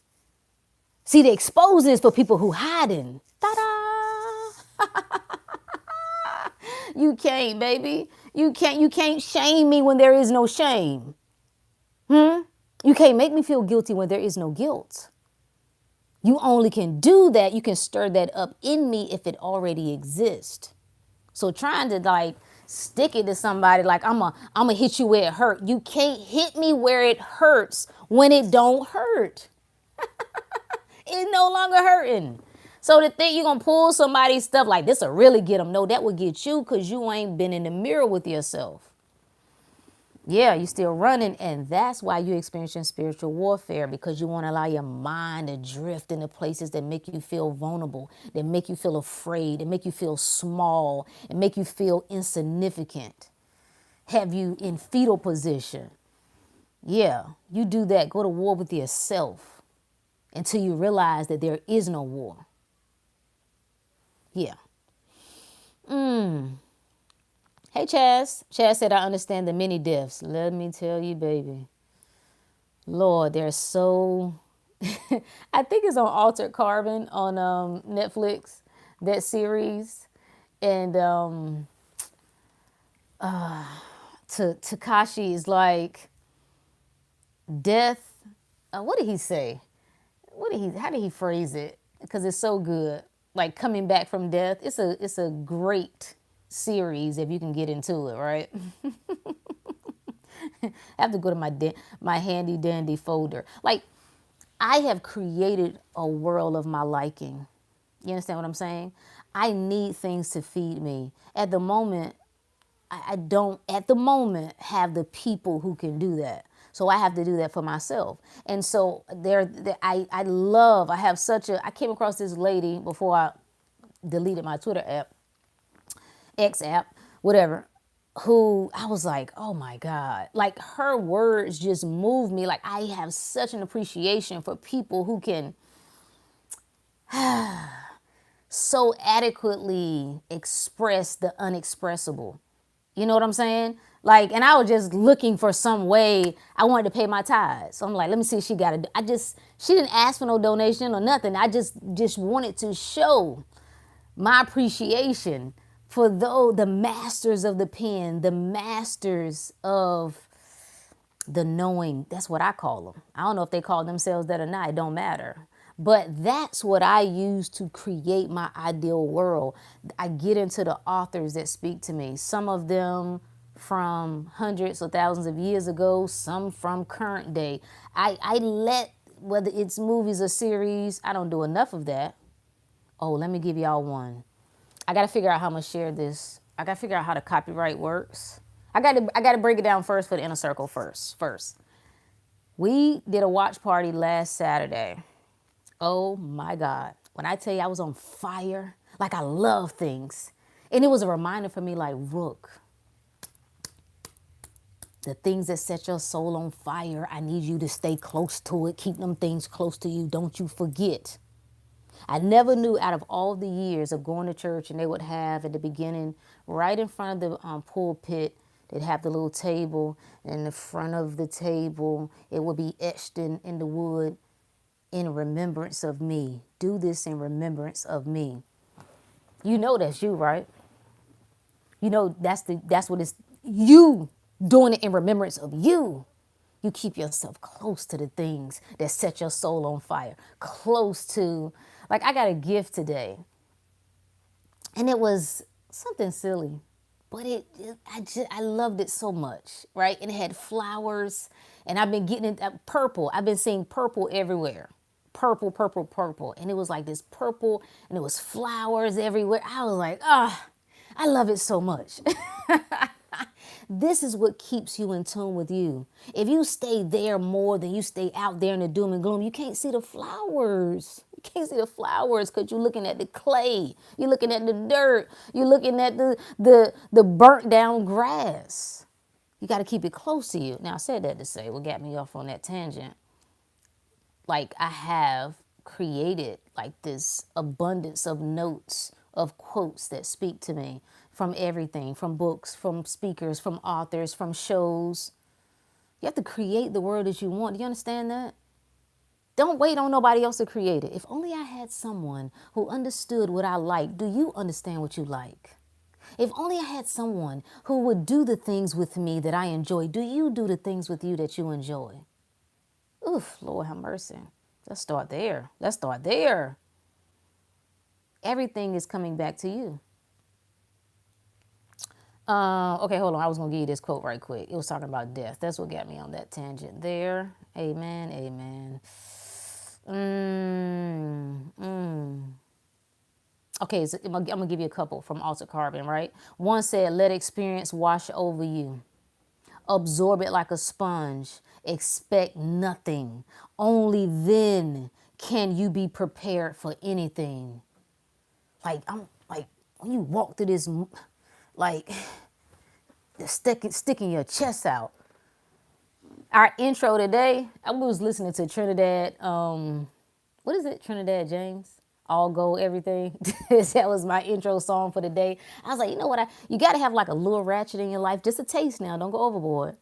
But it's the energy behind it. It's not the ratchetness itself. It's the energy of, I run this shit, okay? It's what I say. Yeah, okay. Let me get back. I get excited. Y'all see how I get excited? I get excited. Like when I tell you I entertain me, I feed me, oh my God. And when you know that you do that, you don't stress about having people that you need to give it to. No, like you understand what a gift you are, your presence is, your energy is. It's your pleasure to be in my midst. It's your pleasure for me to be in your life. What? What? Okay, the second one said, death isn't only about the destruction of the body. Sometimes, just like that, you extinguish oneself and another is born. But every birth is violence. And there is no death without pain. I fought that statement for a long time. And I'm like, nah. I don't think you gotta be. I think that's a matter of perception, right? This is a matter of perspective. It's both. It's not either or. It's and, because everything is available, right?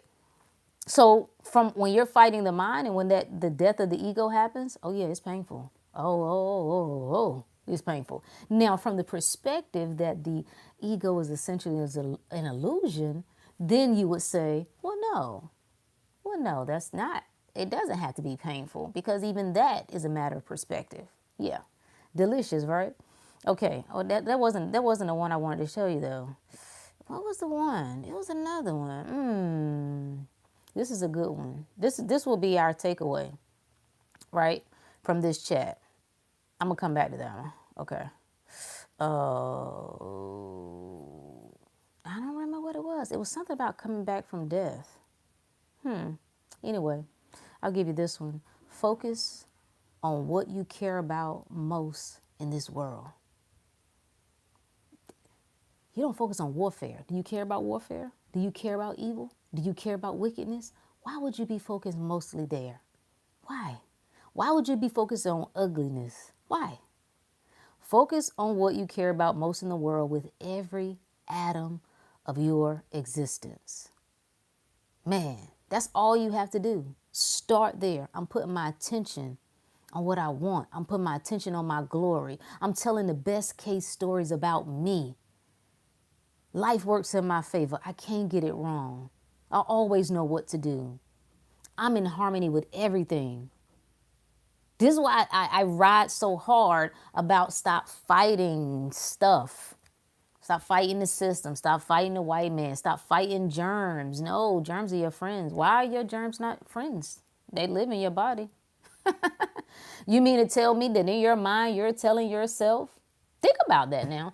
In your mind, you're telling yourself that something lives in you, but that's a threat to you.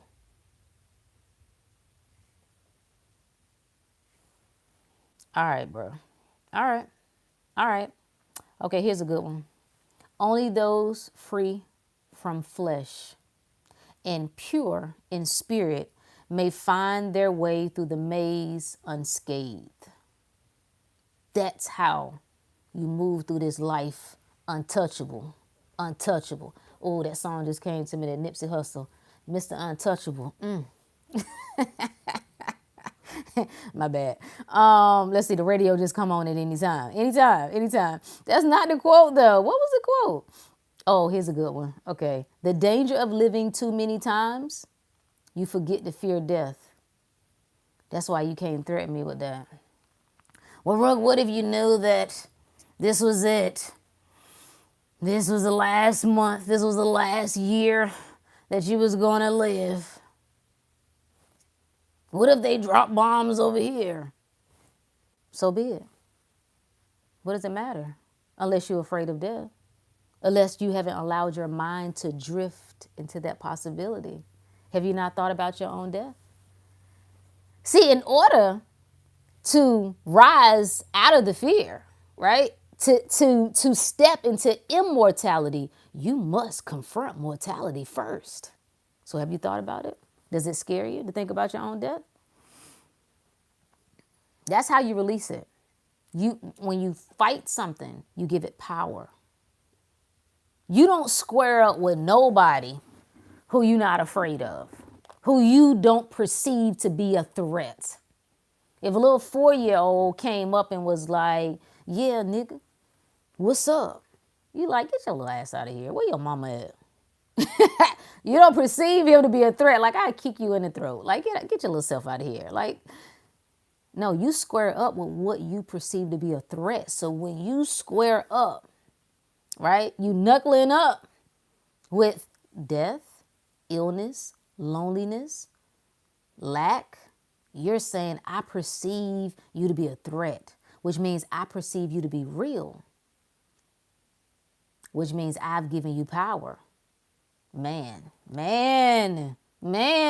That's so good, ain't it? Okay, that's still one to quote, though. What was the other one? I got to look at this again because I think I got another perspective that has come online just within the last few bit here. When you fight something, you give it power. Facts. What's up, Dr. Money Magnet? You see what I'm saying? Like, think about it. Think of even running. Did y'all see the video? It was like a Ring camera where this woman was scared of a dog. And so it's like you're waiting to see this big dog, and it looked like it's this little. I'm not familiar with dogs. It almost looked like a little chihuahua or something. Everybody was like, bruh.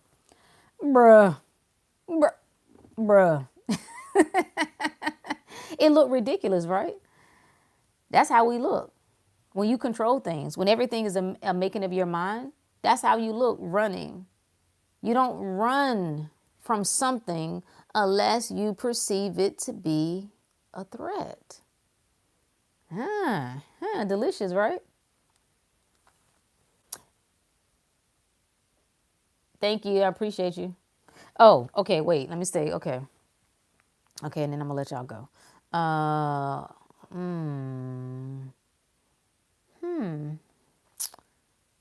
The enemy. Let's see. Nope, not that one.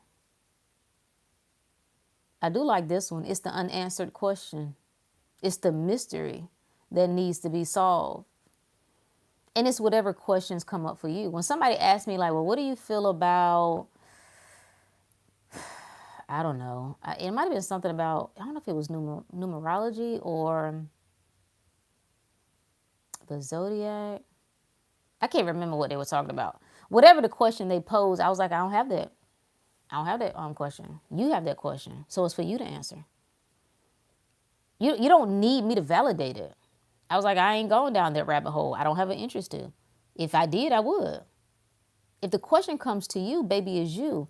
Think about this. How can the question come to you unless you be aware of it?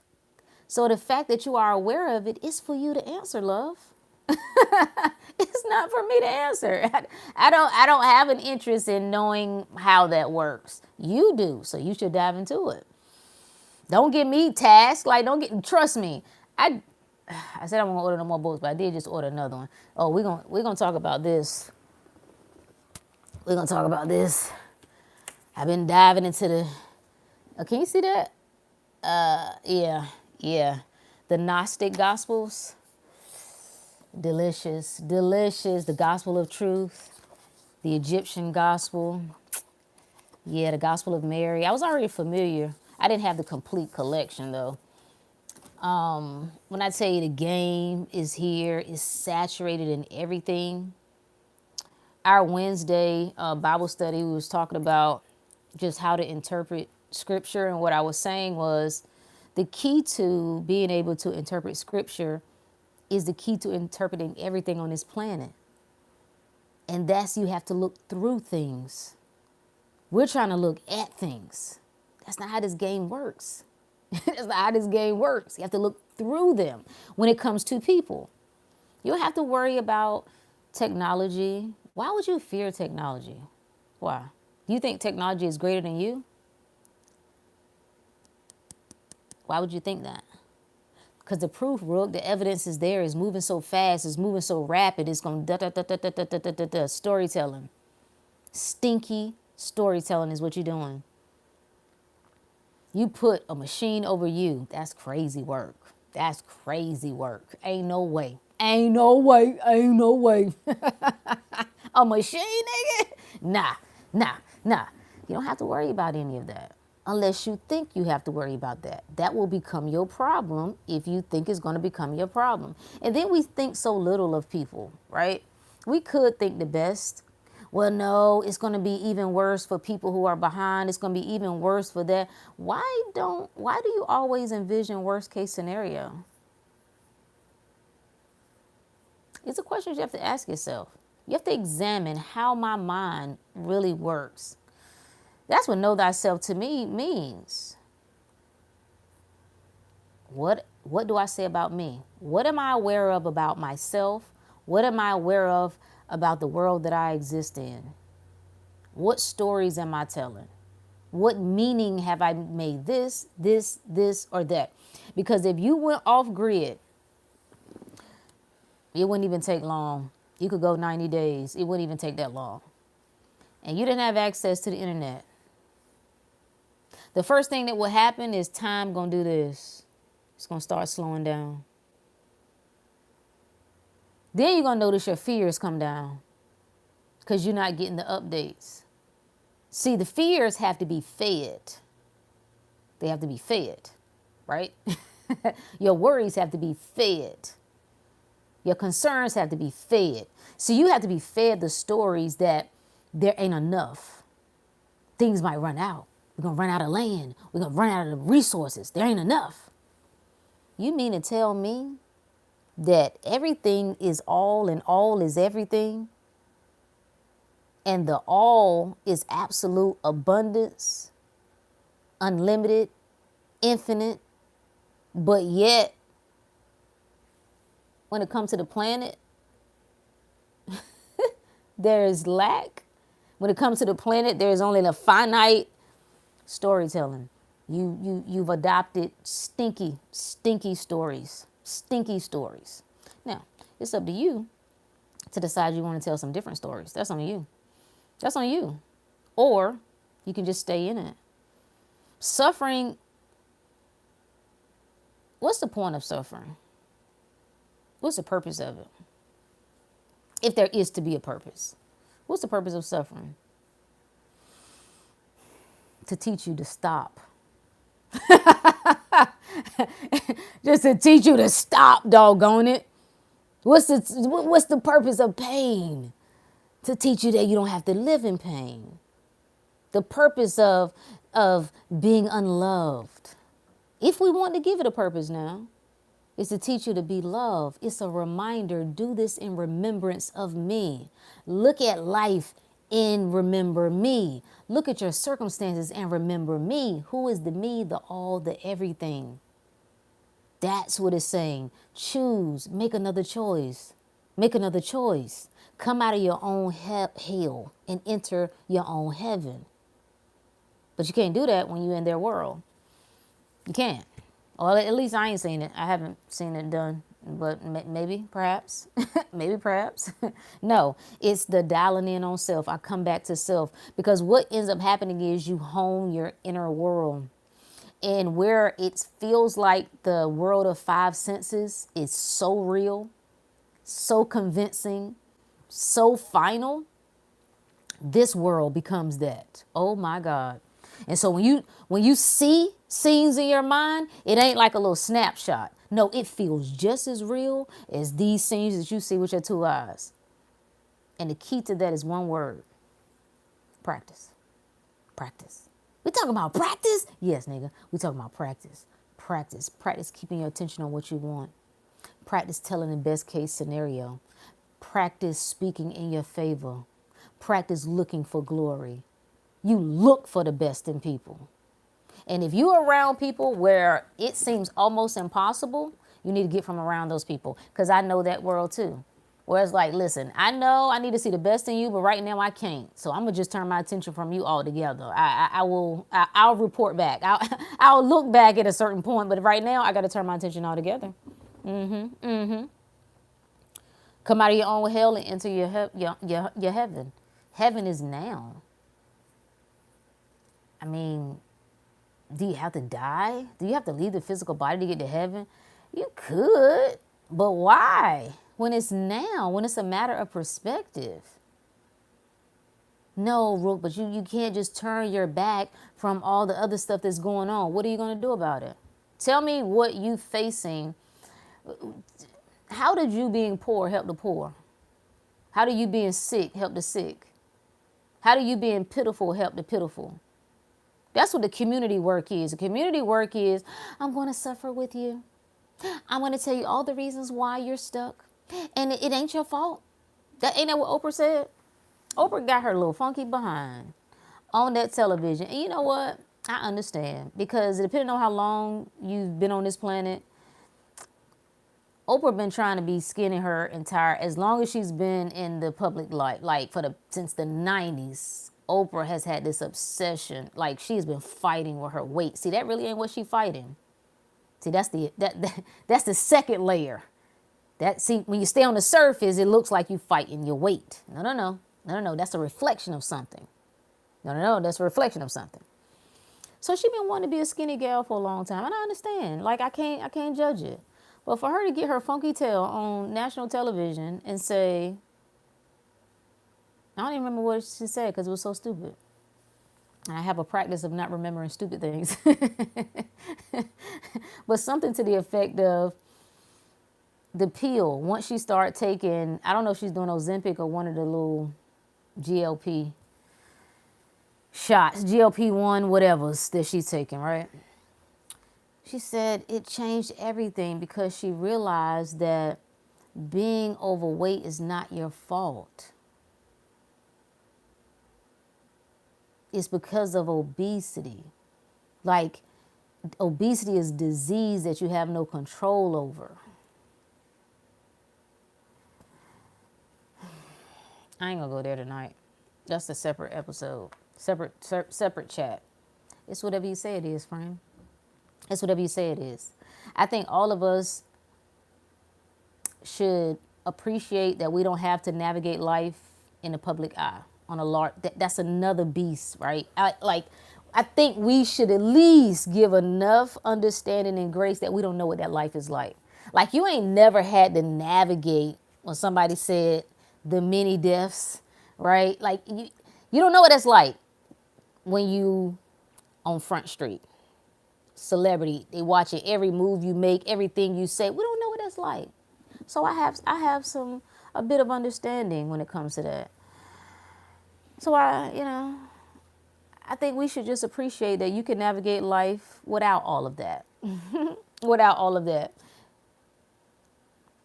Now, Oprah, yeah, I wish I could say, I'm jacking up what she said, but what she said was so egregious, I was like, I had to look it up to make sure that, like, nah, certainly she did not say, like, how she framed it was like she was a victim. That's what it was. I'm like, billionaire Oprah is getting her hind parts, like my grandma would say, hind parts up here, and telling people obesity made her a victim. It had nothing to do with anything. It was out of her control. So now she's taking something that has quieted the food noise. Oh, no. Oh, you didn't quiet the food noise. You think you quiet the food noise. That's what you think you did. I wish I could find the quote, but you can look it up.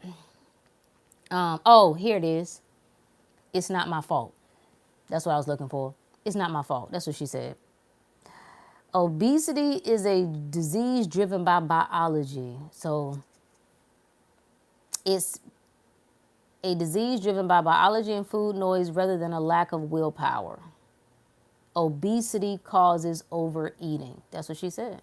That's what she told many people. Hey man, it's whatever you say it is. Let's just see how all these shots work. Let's see how all these pills work.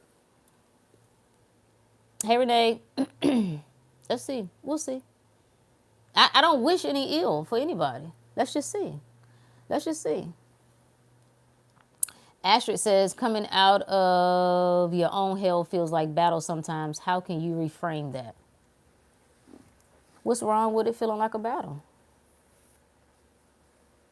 Who said it feeling like a battle is bad?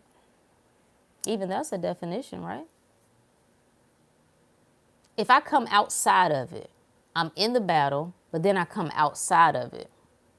What if it's all one and the same? What if it don't, like, who said me feeling a little pressure, a little tension, a little agitation? Who said that was me being off my game or being off my path or being not as good, not as tapped in, not as awakened, not as conscious and not as aware?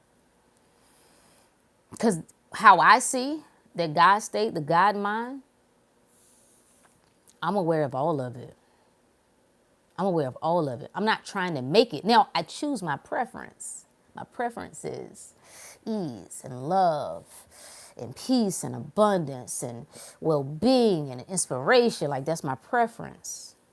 But in the God state, I can observe all of it because I got a wider lens now. I've stepped outside of the battle so I can feel it.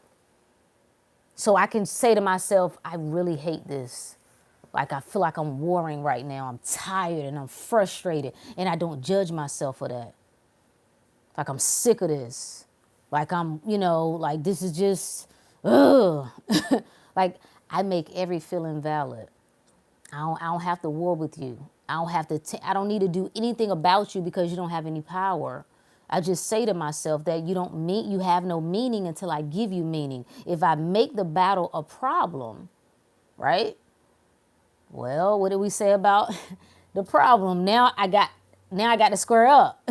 I done made a battle a problem. So guess what the battle gonna do? Oh, it's gonna square up too. And it's coming even harder, right? Because I'm saying I like it.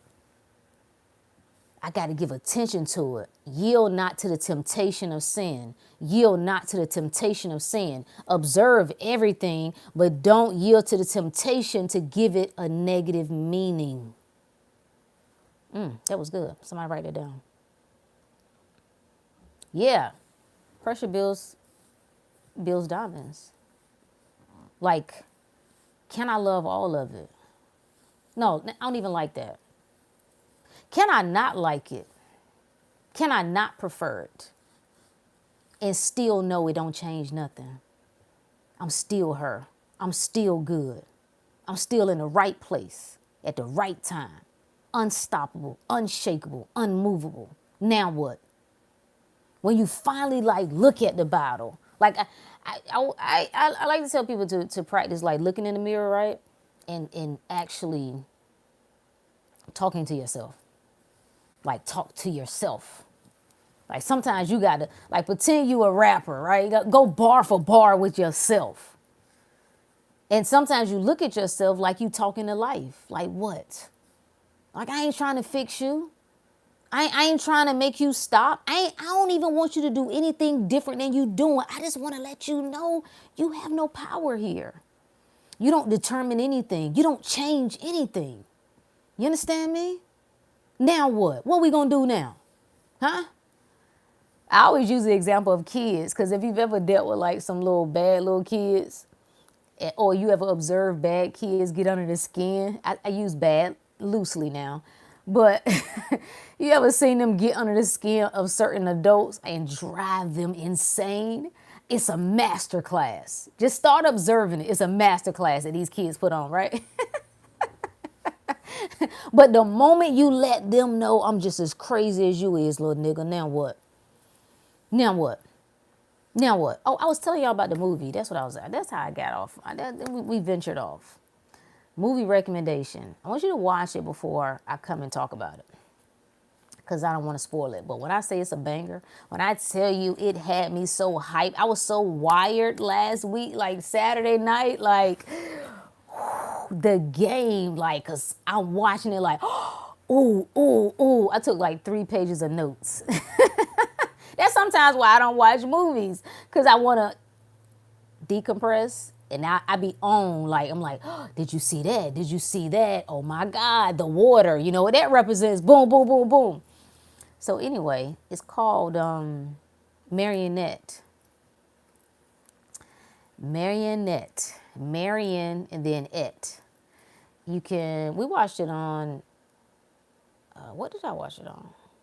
I can't tell you what we watched it on, because we follow all viewing guidelines, okay? But we watched it on one of the apps. Just look it up. We followed all viewing and screening guidelines. You can find it. I do think it's on Amazon Video though. And somebody said it's on Tubi. I don't know. Watch that and let me know. I'm going to do a breakdown. I think I'm going to have to do 2 breakdowns. I'm going to do a full breakdown within the inner circle, just without any filters. Then I'll look up on YouTube and see what I don't know what the copyright guidelines are. But baby, oh, when I tell you let me just give you the, okay, and this is the last thing I'm saying. Somebody told me that I be doing the black folks closing.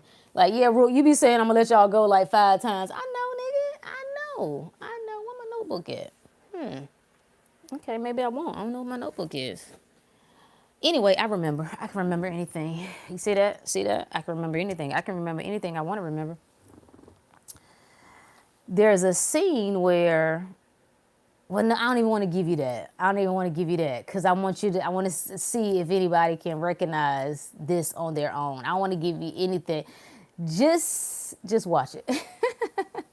Thank you, Renee. It was a banger, right? Oh my God. You tuned in? Okay, yeah. Tap in. Like, I'm trying to think. It was so many gems in it, but it was reflective of, and this is how I see things. Like, everybody's perspective is valid. You know, some people will look at something and they see it right on the surface. Some people will be able to go another level and they'll see the symbols, right? But they don't really know, they don't put any meaning to it. It's just like, oh, that was weird. Did you see the star? Did you see this? And then some people will go another level. And it's like, yo, you know what that meant. That was representing that. That was symbolic of that. Then some can go even further out of that. And it's like, yo, this is illustrating me, my own awareness, how I am feeding my own fears. My own fears. I'm doing that. I'm keeping them. I have created the monster and I'm keeping it alive. And I promise you that if you would practice taking your attention off that. I need to see that movie. What movie was that where the little boy was like, see no evil, speak no evil, hear no evil? I don't know. What movie was that? I haven't seen that in like many, many, many years. I should go back and watch that again. I bet you there's something there. Anyway, this is the write-up, the summary that I gave. The movie is a psychological thriller about a grieving child psychiatrist who becomes obsessed with a disturbed 10-year-old patient who claims to control her future. That's what you are doing. When you say the robots are going to take over, you think they control your future. When you say AI is going to do this and do that and do that, you think they determine your future. They control your future. You think international relations control your future. Don't piss me off. The film explores themes of free will, fate, and sanity. I love it. Oh, the name of it again is Marionette. Like Marion, Marion. No. Is it two N's? One of them says two N's, one of them says one. ETTE. Yeah. Just Google it, it'll pop up. Yeah, it'll pop up. It's I don't know the main character, the lady. Look for 2020 version. As I was deep diving into this, apparently this is a remake of a movie from the 30s. So now I got to go find that because now I need to see that. But look for the one that was made in 2020. And that's so interesting that it came out in 2020.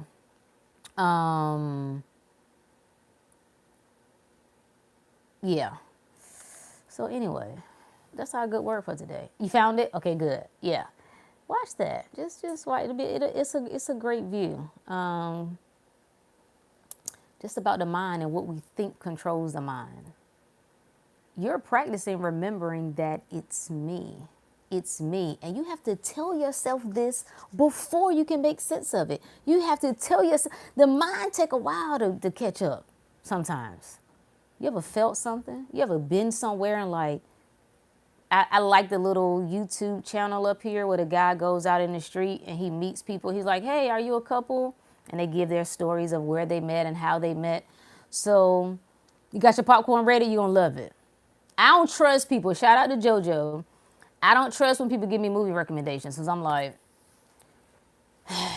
don't give me movie recommendations, don't give me restaurant recommendations, and don't give me music recommendations. I can't trust the average person. Like, it's just, no, this restaurant is bomb. It's trash. Because your taste buds and my taste, like, you used to eating certain things, and it's like, this is not quality, bro.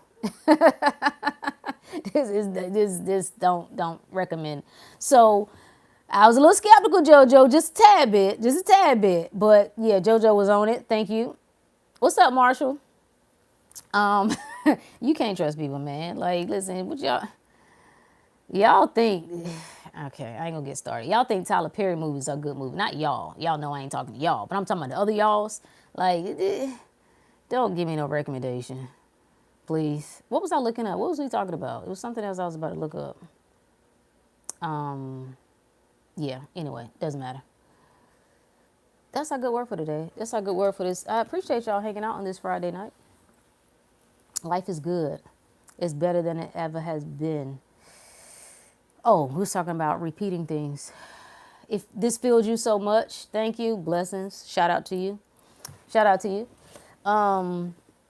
Life is good. I promise you, if you bask in that, that's what meditate means. Is to keep it before your mind, keep in contemplation. If you hear me say something that stirs you, it don't mean to just go along with it. It's just put it in mind. Like, what did that mean when she said that? What did it mean? What do I think that means? Like, letting that be the trigger. One thing that people are starting to do, even with AI, and AI, I don't have a problem with any of it. It's this tendency to, like, same thing with Google. It's like, hey, what does this mean? What does this mean? What does this mean? It just start this gentle practice of, what do I think this means? What do I think about this? What do I think about women? Before I listen to bozos online, right, who all hurt up, what do I think about women? Before I listen to the BBBs online, the bitter and broken bitches, what do I think about men? What do I think about the men that I've encountered in my life, the men who I actually love? When I think about the world, what do I think? Like, what do I think about the future? Have you, like, do you interview yourself sometimes? What do I, like, get in this deep devotion with yourself? This deep, like, just consecrate the space of you, of your mind, like making you the center of the thing. That's what makes you the authority. And when you get locked in on that, it don't matter what anybody else is saying. It don't matter what you know what I find so funny? The more they talk about Florida and Florida is about to drift off into the sea and Miami's going under, you know what I see in the headlines? More and more billionaires moving there. I find that funny. Don't you? Maybe they're trying to keep your funky ass out. Maybe that. I don't know. I don't know. Perhaps. You seen everything everywhere all at once. Boom. That's what we're going to watch tomorrow. Okay. I've been trying to figure out what we was going to have for our watch party tomorrow. Thank you for that. I have been wanting to watch that actually since it came out, and I never did. Okay. I wonder where it is. I'll find it. I don't know if it's on. We good here in Miami? Yep, listen. You ain't got to tell me. I already know. That's why I'm landing. Listen. That's why I'm bouncing around right now. Like, you ain't got to tell me. You ain't got to tell me. I'm about to be on my way back. Everything, everywhere, all at once is amazing. I'm not one of them y'alls. I know. If you're listening to me, I know you're not. I know you're not. Okay, yeah, let's watch that. That will be delicious to break down. Okay, that's on HBO. Okay, cool. Thank you for that. I was trying to figure out what was going. We have a whole list of wonderful things that we are diving into. So if you feel obliged, hop on in the inner circle. We moving and grooving, breaking things down, looking at things in a different way. We're in a whole nother world. That's where we're staying. We talk about things like somebody posted an animal that regrows their limbs. That no matter, an animal just can't die. So you telling me that they found an animal that just regrows limb and can't die, but you can't. Hey, whatever you say, you stay in whatever world that you like. I've left that world, never to return. Oh yeah. Yeah.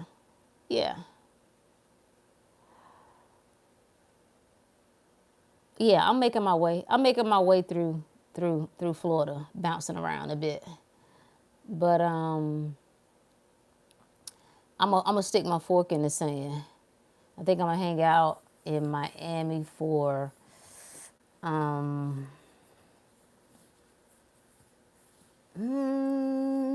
don't know. Maybe for the end of the year, or maybe for a year. We're gonna see. I don't have plans. I don't have plans. I've planned my whole life. I'm free now. You understand what I'm saying? Thanks, Breezy. I've planned my whole life. So I don't have. Where's the inner circle? Inner circle. What's the link? ProjectRook.com or innercircle.projectrook.com. Yeah. Either way, either one will get you there. Innercircle.projectrook.com. I can't type for whatever reason, when I'm up here on my phone. I can when I'm on a computer. Florida is my favorite place to be. Yeah. I love it. Yeah, it's called me for a long time, and I finally just, said, okay, I will stop fighting. So I don't have any plans. I'm being a demonstration of what I talk. I'm letting things unfold, trusting, knowing that I can't get it wrong. I'll know where to go, when to go. I'll know how long to stay. I'll know whether I'm going to be there short term or long term. I'll know if I'm going to leave the country at some point, which I'm kind of getting a little desire to do that for a bit. I don't know. I have nothing holding me anywhere. I'm free. All this time, I thought I was working to be free. I thought I was working to get there. And all I had to do was put my awareness on it and choose it. All I had to do was say yes. That I'm not trying to fight through this. All I could see was the storms. All I could see was the hurdles. All I could see was challenges. How am I going to make this work and that work? And I realized that was my mind. And it's not capable. It don't get to handle the why or the how. That's not, he can choose. I will let it choose, okay?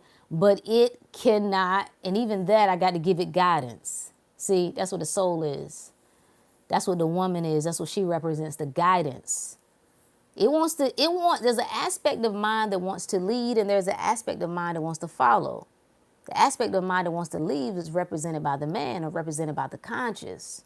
The aspect of mind that wants to guide, that requires you to trust it. You must trust her. You must trust her. Beautiful, ain't it? It's this beautiful dance between the two, right? Yeah, yeah. She must trust him to lead. She must trust him to lead, but he must trust her to guide. Aha. Aha. Ta-da. Delicious. I stay on South Beach here in Miami. Okay, I love it. I love it. Yeah, I'm gonna work my way around. I like the design district a little bit, or is that the art district? I kind of like Edgewater a little bit. Then I kind of want to play downtown Brickell area a little bit, and then I kind of think I'm gonna land at the water. I think I'm gonna end up in South Beach. I think that's where I'm gonna be.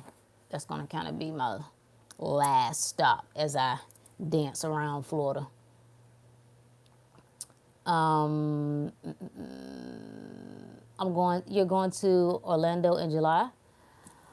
Oh, I might be there. I might be there in July. I might. Live your life in my Rihanna voice. You understand me? I'm giving life everything I got. Everything I got. I will never live like them. Ever. Conviction is what you need. That inner proof is what you need. That inner knowing is what you need. And guess what? You already got it. You just got to recognize it and accept it. Receptivity. Oh, that comes back to the woman. That comes back to the feminine aspect within you. You must receive. Be a receiver. The mind ain't going to do but so much. Sorry. Other than drive you crazy. That's what the world is asking for. Why do you think so many people losing their mind? Why do you think so many people on psych drugs and even with the money? They thought the money was going to get it. They thought getting out of the hood was going to get it. I want you to do that. I want you to get out of the struggle. But if you think that's going to do it, it's not. And they're not wrong. They went about it the way they thought, the same way we all do. We navigate life the best way we think. We know how to do, right? So they're not wrong. But you're going to make a stop and you're going to realize, oh, this ain't it. There's only one place you're going to end up stopping and being able to stay. You know what that one is? Oh, Lord, you know what it is? Home. Home. Once you come home, baby, that's it. There's nowhere else to go. You're safe there. You're loved there. You're taken care of there. You're abundant there. You don't have to work as hard. You don't have to wonder where the money is coming from.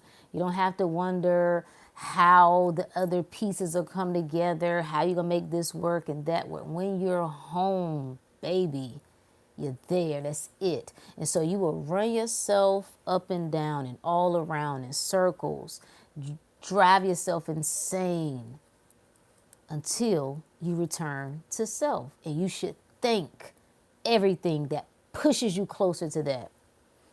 Everything that reminds you this ain't it. You should say thank you. Oops. Thought this was it. Oops. Oops. My bad. Thank you.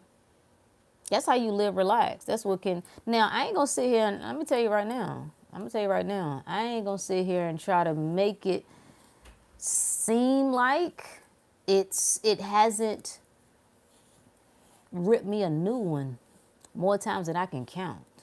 Why? Because I'm stubborn. I'm smart and I'm stubborn. That's what's going to rip you the most. The people who's the smartest and the stubbornest, oh man, get ready.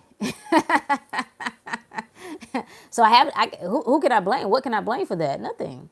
Because I needed to know. I don't readily accept things. I didn't spend my whole life being asleep not to question things. And so the moment that I got into the questioning, then I got stuck in the questioning. And then I ain't want to let up off the questioning. I didn't learn how to just trust and know, have faith, don't fear. So delicious. We unmovable because we being still, and unstoppable because we still being who we want to be. We move the world. Don't let the world move you or stop you, right? And you know how it's easy to move the world? To know that you are the world. Boom. How can I be afraid if all I see is myself? How can I be afraid? I can't. You can show me all the, I don't even feel it anymore. I have to actively try to look at calendars. I don't feel the days anymore. It's this bleeding all,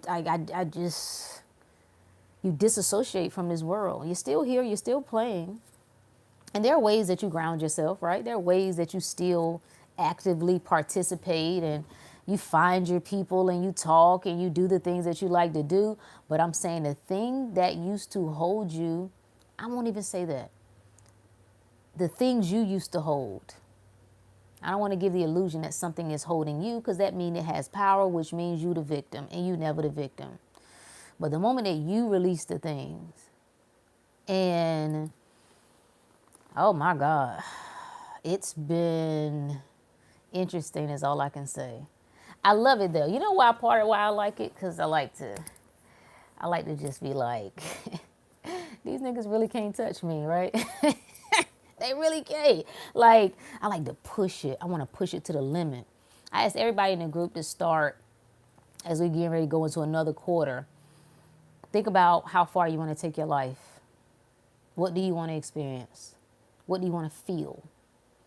What do you want to know? Nobody gets to tell you that. You can stop at any point. You can say, listen, I want to know no more about that, okay? I kind of just want to be in shape, but I ain't interested in, no six-pack type thing. Okay, whatever. You got to get clear what it is that you want. I have just decided. See, you know what I think, what I'm here for? To show you what it looks like to go all the way. And then you decide, just from that example, you can decide how you want to play it. I want to push myself. I want to drive. You ever sat in a room, quiet, and not talk or been in contact with nobody, and to see how long you could do it before you go crazy? You ever stop eating to see how many days you could go before you go crazy? That's how my mind works, right? I want to know. I want to know. I want to know, I want to think about all of now what? What if that did happen? What if it did happen? That thing that scares you, what if it did happen? Now what? Now what? Because I intentionally try to break my mind. But you also got to have sense enough to know, this is not know thyself. You have to got a sense enough to know when to reel that thing in. Okay, all right, I see. But that's what I like.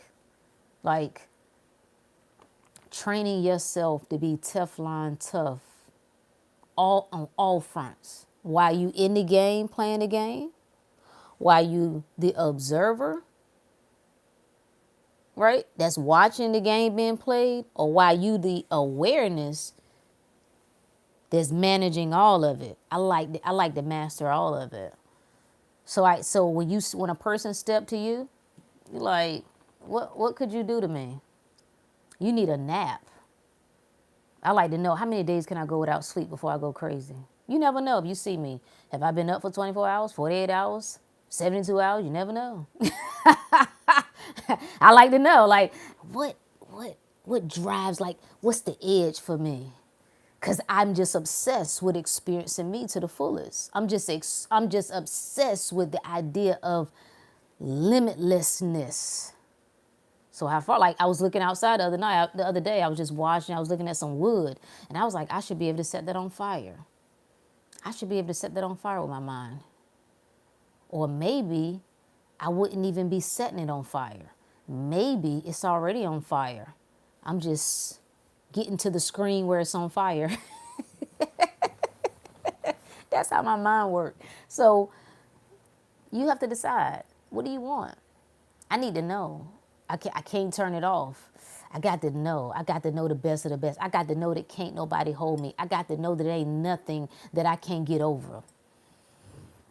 The person who earlier was mentioning this, the tussle with family or whatever, I will speak this as truthfully as I know it. There ain't nothing and nobody you can't get over. Nothing and nobody you can't get over. I don't care how bad it's been. I don't care how good it's been. The perception shift is there's nothing to get over. It's a change in mind. That's all that's happening. Another perspective is they're me. They're me anyway. Do I hate me? Am I upset with me? Am I in a tussle with me? Could I do me wrong? You think about your parent. If they are an aspect of me, were they not working in my favor? I was talking to a gentleman about that. He's done some great work in the community, and he's still caught up in a lot of stuff with his dad. And he's like, I had to learn how to be a man and to be a father by watching other men. I watched some of my friends, and I watched their dads, and then I watched them be men themselves. And you can just tell it's a lot of pain there, right? And so I just asked one question. I said, it appears as though this has been a driver for you. You set out to be the exact opposite of that. The exact opposite of that as a man, and the exact opposite of that as a father, right? I said, you would agree that you've done that pretty well. I said, do you do that? Do you have that same fire, desire, and passion to do that if your dad was everything you wanted him to be? If he was there, if he was supportive, if he was loving? Do you still have that? You could speculate and say, well, I probably would have been better. How do you know? How do you know? So life comes down to a bunch of suggestions are being made. A bunch of possibilities are available. You're going to have to snatch some of them and run with them. I like to snatch the possibility that, I've been playing this out from the very beginning. I chose my parents. Yep. I chose to be. I thought about that. Like, I was like, Dad, I think I'm the side chick, baby.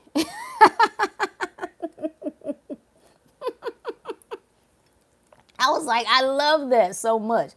I love how from conception, I was a statistic. Looked at as dirty. Looked at as unclean and unfit and unorderly, ungodly. That's what it looks like on the surface. I love that. I was like, I couldn't have chose it better. That is diabolical. Like, The me in me is like, oh my God, I would never XYZ. But I love that. I love that. See, that's what destroys the ego. That's what the ego death is. The whole idea of the ego, people argue like, is there such thing as an ego death? Why are you arguing that? Death means a change in form. Certainly, the ego changed form. But if we just look at it in the general sense of things, the ego dying, what is the ego? It's the aspect of your mind that helps you experience this physical world, right? How are you able to experience the physical world? By way of what? Meaning. Right? You give definitions to things. That's what the mind says. The ego says this means something to you. This doesn't mean something to you. This is good. This is not good. This is dangerous. This is safe. This is ideal. This is unideal. This is blah, blah, blah, blah, blah, blah, blah. When that dies, all that meaning, and you feel like you're going crazy because you are now living in a world with no meaning. You told yourself that to be a good person, you must follow XYZ. And when the ego dies, you end up doing the opposite of XYZ. And now you're judging yourself. You don't know what to do. Am I not a good person now? Oh my God. Like, what do I think is right now? I don't even know what's right. I mean, am I a heathen? Am I this type of person? Like, what is real? What isn't real? The memory has been wiped. The computer has had a hard reset. And now you have to reestablish meaning. You have to find your footing again. That's all it is. It's something about being the statistic that empowered me for so long. I love it. I love it. I love all of it. Like, there are certain things that I haven't shared, just not because I care anymore. It's because some of the telling, I have kind of felt like it kind of tells other people's story, even though it's my story. It's like, you know what I mean? Like, I don't want to bring other people in on what I feel comfortable in sharing, but I love all of it. What you gonna do now? You have to say to life. Okay, it was raggedy. I did that. I didn't have that. I made that choice. Now what? That's what the ladies are gonna have to figure out. The world can't define you. You letting the world define you. If you feel less than a woman based on choices you've made, based on the decisions, like people really acting like you just supposed to come right up through life. You just have the perfect little family. You make all the right decisions. You just choose that. You choose the right profession. Then you just get your good job. And then you make all this money. You get the perfect person. Only one person. Only one. You only get to have one. Right? You have the perfect children. And I'm all for that. I like it. It's cool. It's cool. It's not a problem. But some of us are not here for that. See, that's the continuation. Some of us here came as the boop, the glitch. That's what allows us to evolve. All the game changers throughout history were the ones who were like, nigga, please. Why I gotta do that? Says who? That's what causes that contrast. Contrast causes expansion. Contrast is what evolution is. That's what allows us to evolve. So some people are here to maintain the old, which is whatever. Some people are already tapped into the ideal world. They're already tapped into that. They're already experiencing that. So they have no idea what we're talking about. Like hardships and struggle and poverty. They don't know. Like, what is this world you speak of? Then some of us are here to expand the collective awareness, the collective consciousness on how we do things. And so somebody said it had to be done a certain way. So I like that. I think that I have to do it because it's in me to do. If you feel too afraid to do it, then don't do it. If I don't have the fear, then that means, or if the fear isn't enough to stop me, then I'm the woman for the job. Boom. If doubt is enough to stop you, you're not the man for the job. Huh? If the fear is enough to stop you, you're not the man for the job. You're not the woman for the job. So just keep doing what you're doing. As long as you can. As long as you can. Because when you start driving yourself crazy, that's when you know that harmony, something has gone awry. Instead of reflection, there's refraction, isn't that in physics? Like where it should be this perfect mirroring, there's like a crack. Something has become misaligned. The mind is warring with itself. What the idea is saying one thing, the emotion is saying one thing, and then out there is saying something else. Oh, warfare. Now the war is on. One of my realizations is I like fighting. Oops. I like fighting. I had liked. There's a version of me, right? That felt natural fighting. Felt like I was up. Like it's a great story, right? The fight. It's great. I mean, especially if you know you're gonna win. It's a great.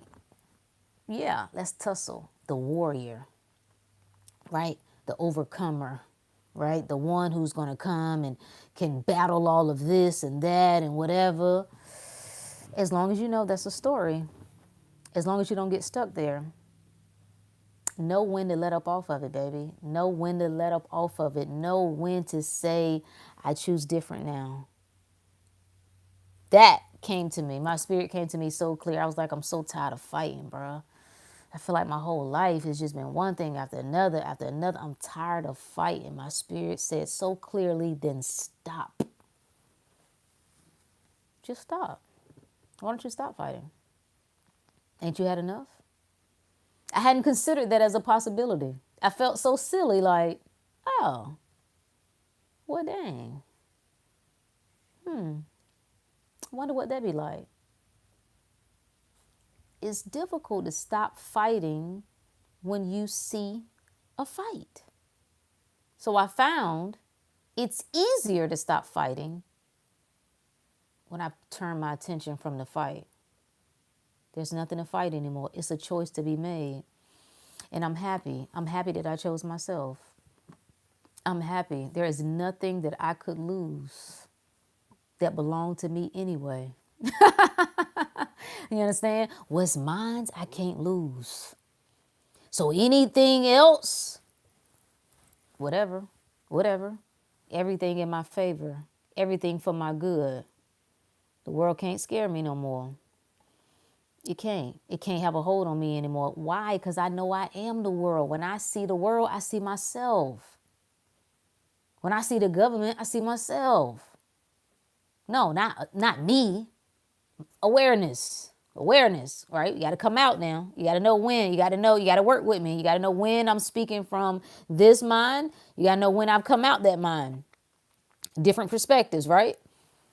So no, what can you do? I got to give you consent. And I know the world needs me and need my attention. I'm the battery. I'm what makes it real. The boogeyman needs me. Warfare needs me. Evil needs me.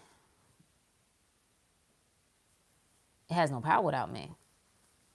I just look at life like, oh, goodness needs me even more though. Righteousness needs me even more. Heaven needs me even more. I ain't trying to manifest heaven. Heaven trying to manifest me.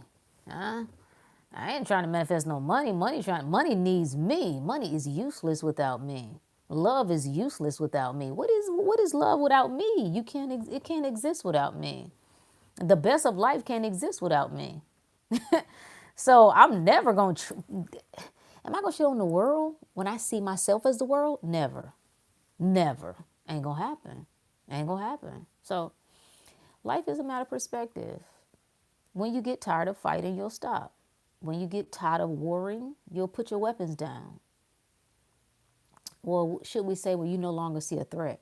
You have to practice not seeing a threat. You have to practice seeing peace, seeing glory. You remind yourself, you tell yourself before you see it, I know I'm good. The way I look at these birds, they fly all over. They never worry about, how do the birds always know when to go? Whenever a storm is coming, they always know when to leave. How they know? You ever ask yourself that? What's guiding the birds? You think a spirit, a power, a God would guide the birds away from the storm and not you? Lord have mercy. Lord have mercy. I never seen the righteous forsaken. I never seen the righteous forsaken. They never go hungry. No matter what is going on, no matter how much you say lack is going on, the nature keeps right on kicking. And every time I say that, there's one person who's so obsessed with what's not, guess what they do? No, I saw a story. There's a story where all the crops in that city had didn't even grow, and the grass and all the little animals that was on person A's farm died. You see? See how you just fight for it? You want hell. You want it. It's like, I am fighting for my fears. I'm fighting for lack. I want to tell this story mainly because I'm not even aware that I'm telling it. So I just continue. I'm your joke, though. I'm your joke. You know, come back to life, nigga. Yeah, come back to life. Get the heart to beating again.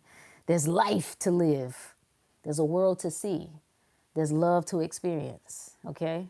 There's greatness. There's health to experience. That's what I want. That's what got me started on this journey. I wanted everybody to experience magnificent health.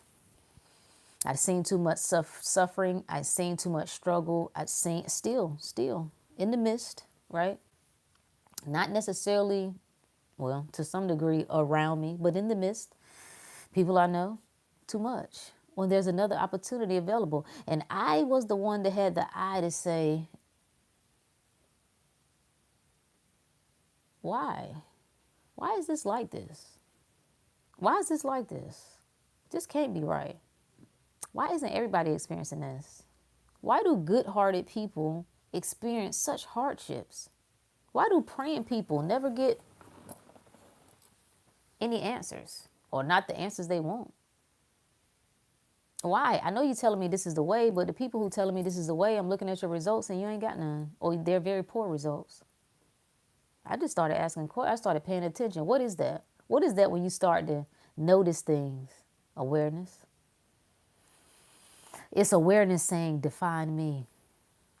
It's awareness saying, see the full picture of what's available. So if you see death, it's your reminder life is available. If you see poverty, it's your reminder that abundance is available. If you see evil, that's your reminder that good is available. If you feel abandoned, that's your reminder love is available. You can't get away from it. You can turn your attention. You can lie to yourself about anything. Matter of perception, right? Bam. It's like a light bulb that turns on. That's it. Think about what evil is. The devil. The underworld. That's what's referenced as the subconscious. It's below your awareness. It's below your consciousness. That's what dark is. Ignorance. That's it. To be conscious of a thing means to know a thing. It means to turn the flashlight on. That's all good and evil is. That's all light and dark is. So why would you be afraid of ignorance? Well, I guess because it's ignorance. No, you shine your light on it. You bring it to the surface and then you define it. You give meaning to it. Either neutralize it, make it mean nothing, or give it good meaning. That's my preference. I'm certainly not going to give it bad meaning. I don't care what it said. I don't care who said what. Well, the psychic said that she don't see, things going well in my business. Who cares what she see? What do you see? You trusting somebody else's sight over yours? Oh, Lord, have mercy. Well, they said, in the stars, my stars ain't aligning. Well, then align them yourself. You align them suckers yourself. Like, you're not going to tell me. The stars have to reflect me. They have to. They have no other choice.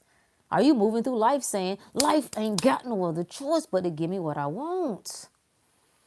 Reality ain't got no other choice but to show me what I want. Ain't got no other choice.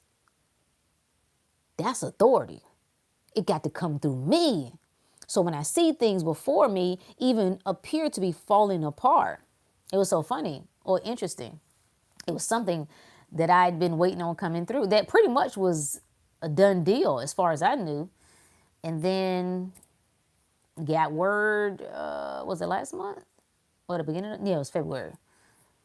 Like, yeah, based on this, yeah, it's not going to, yeah. And my daughter was all worked up. She's like, so what are you going to do?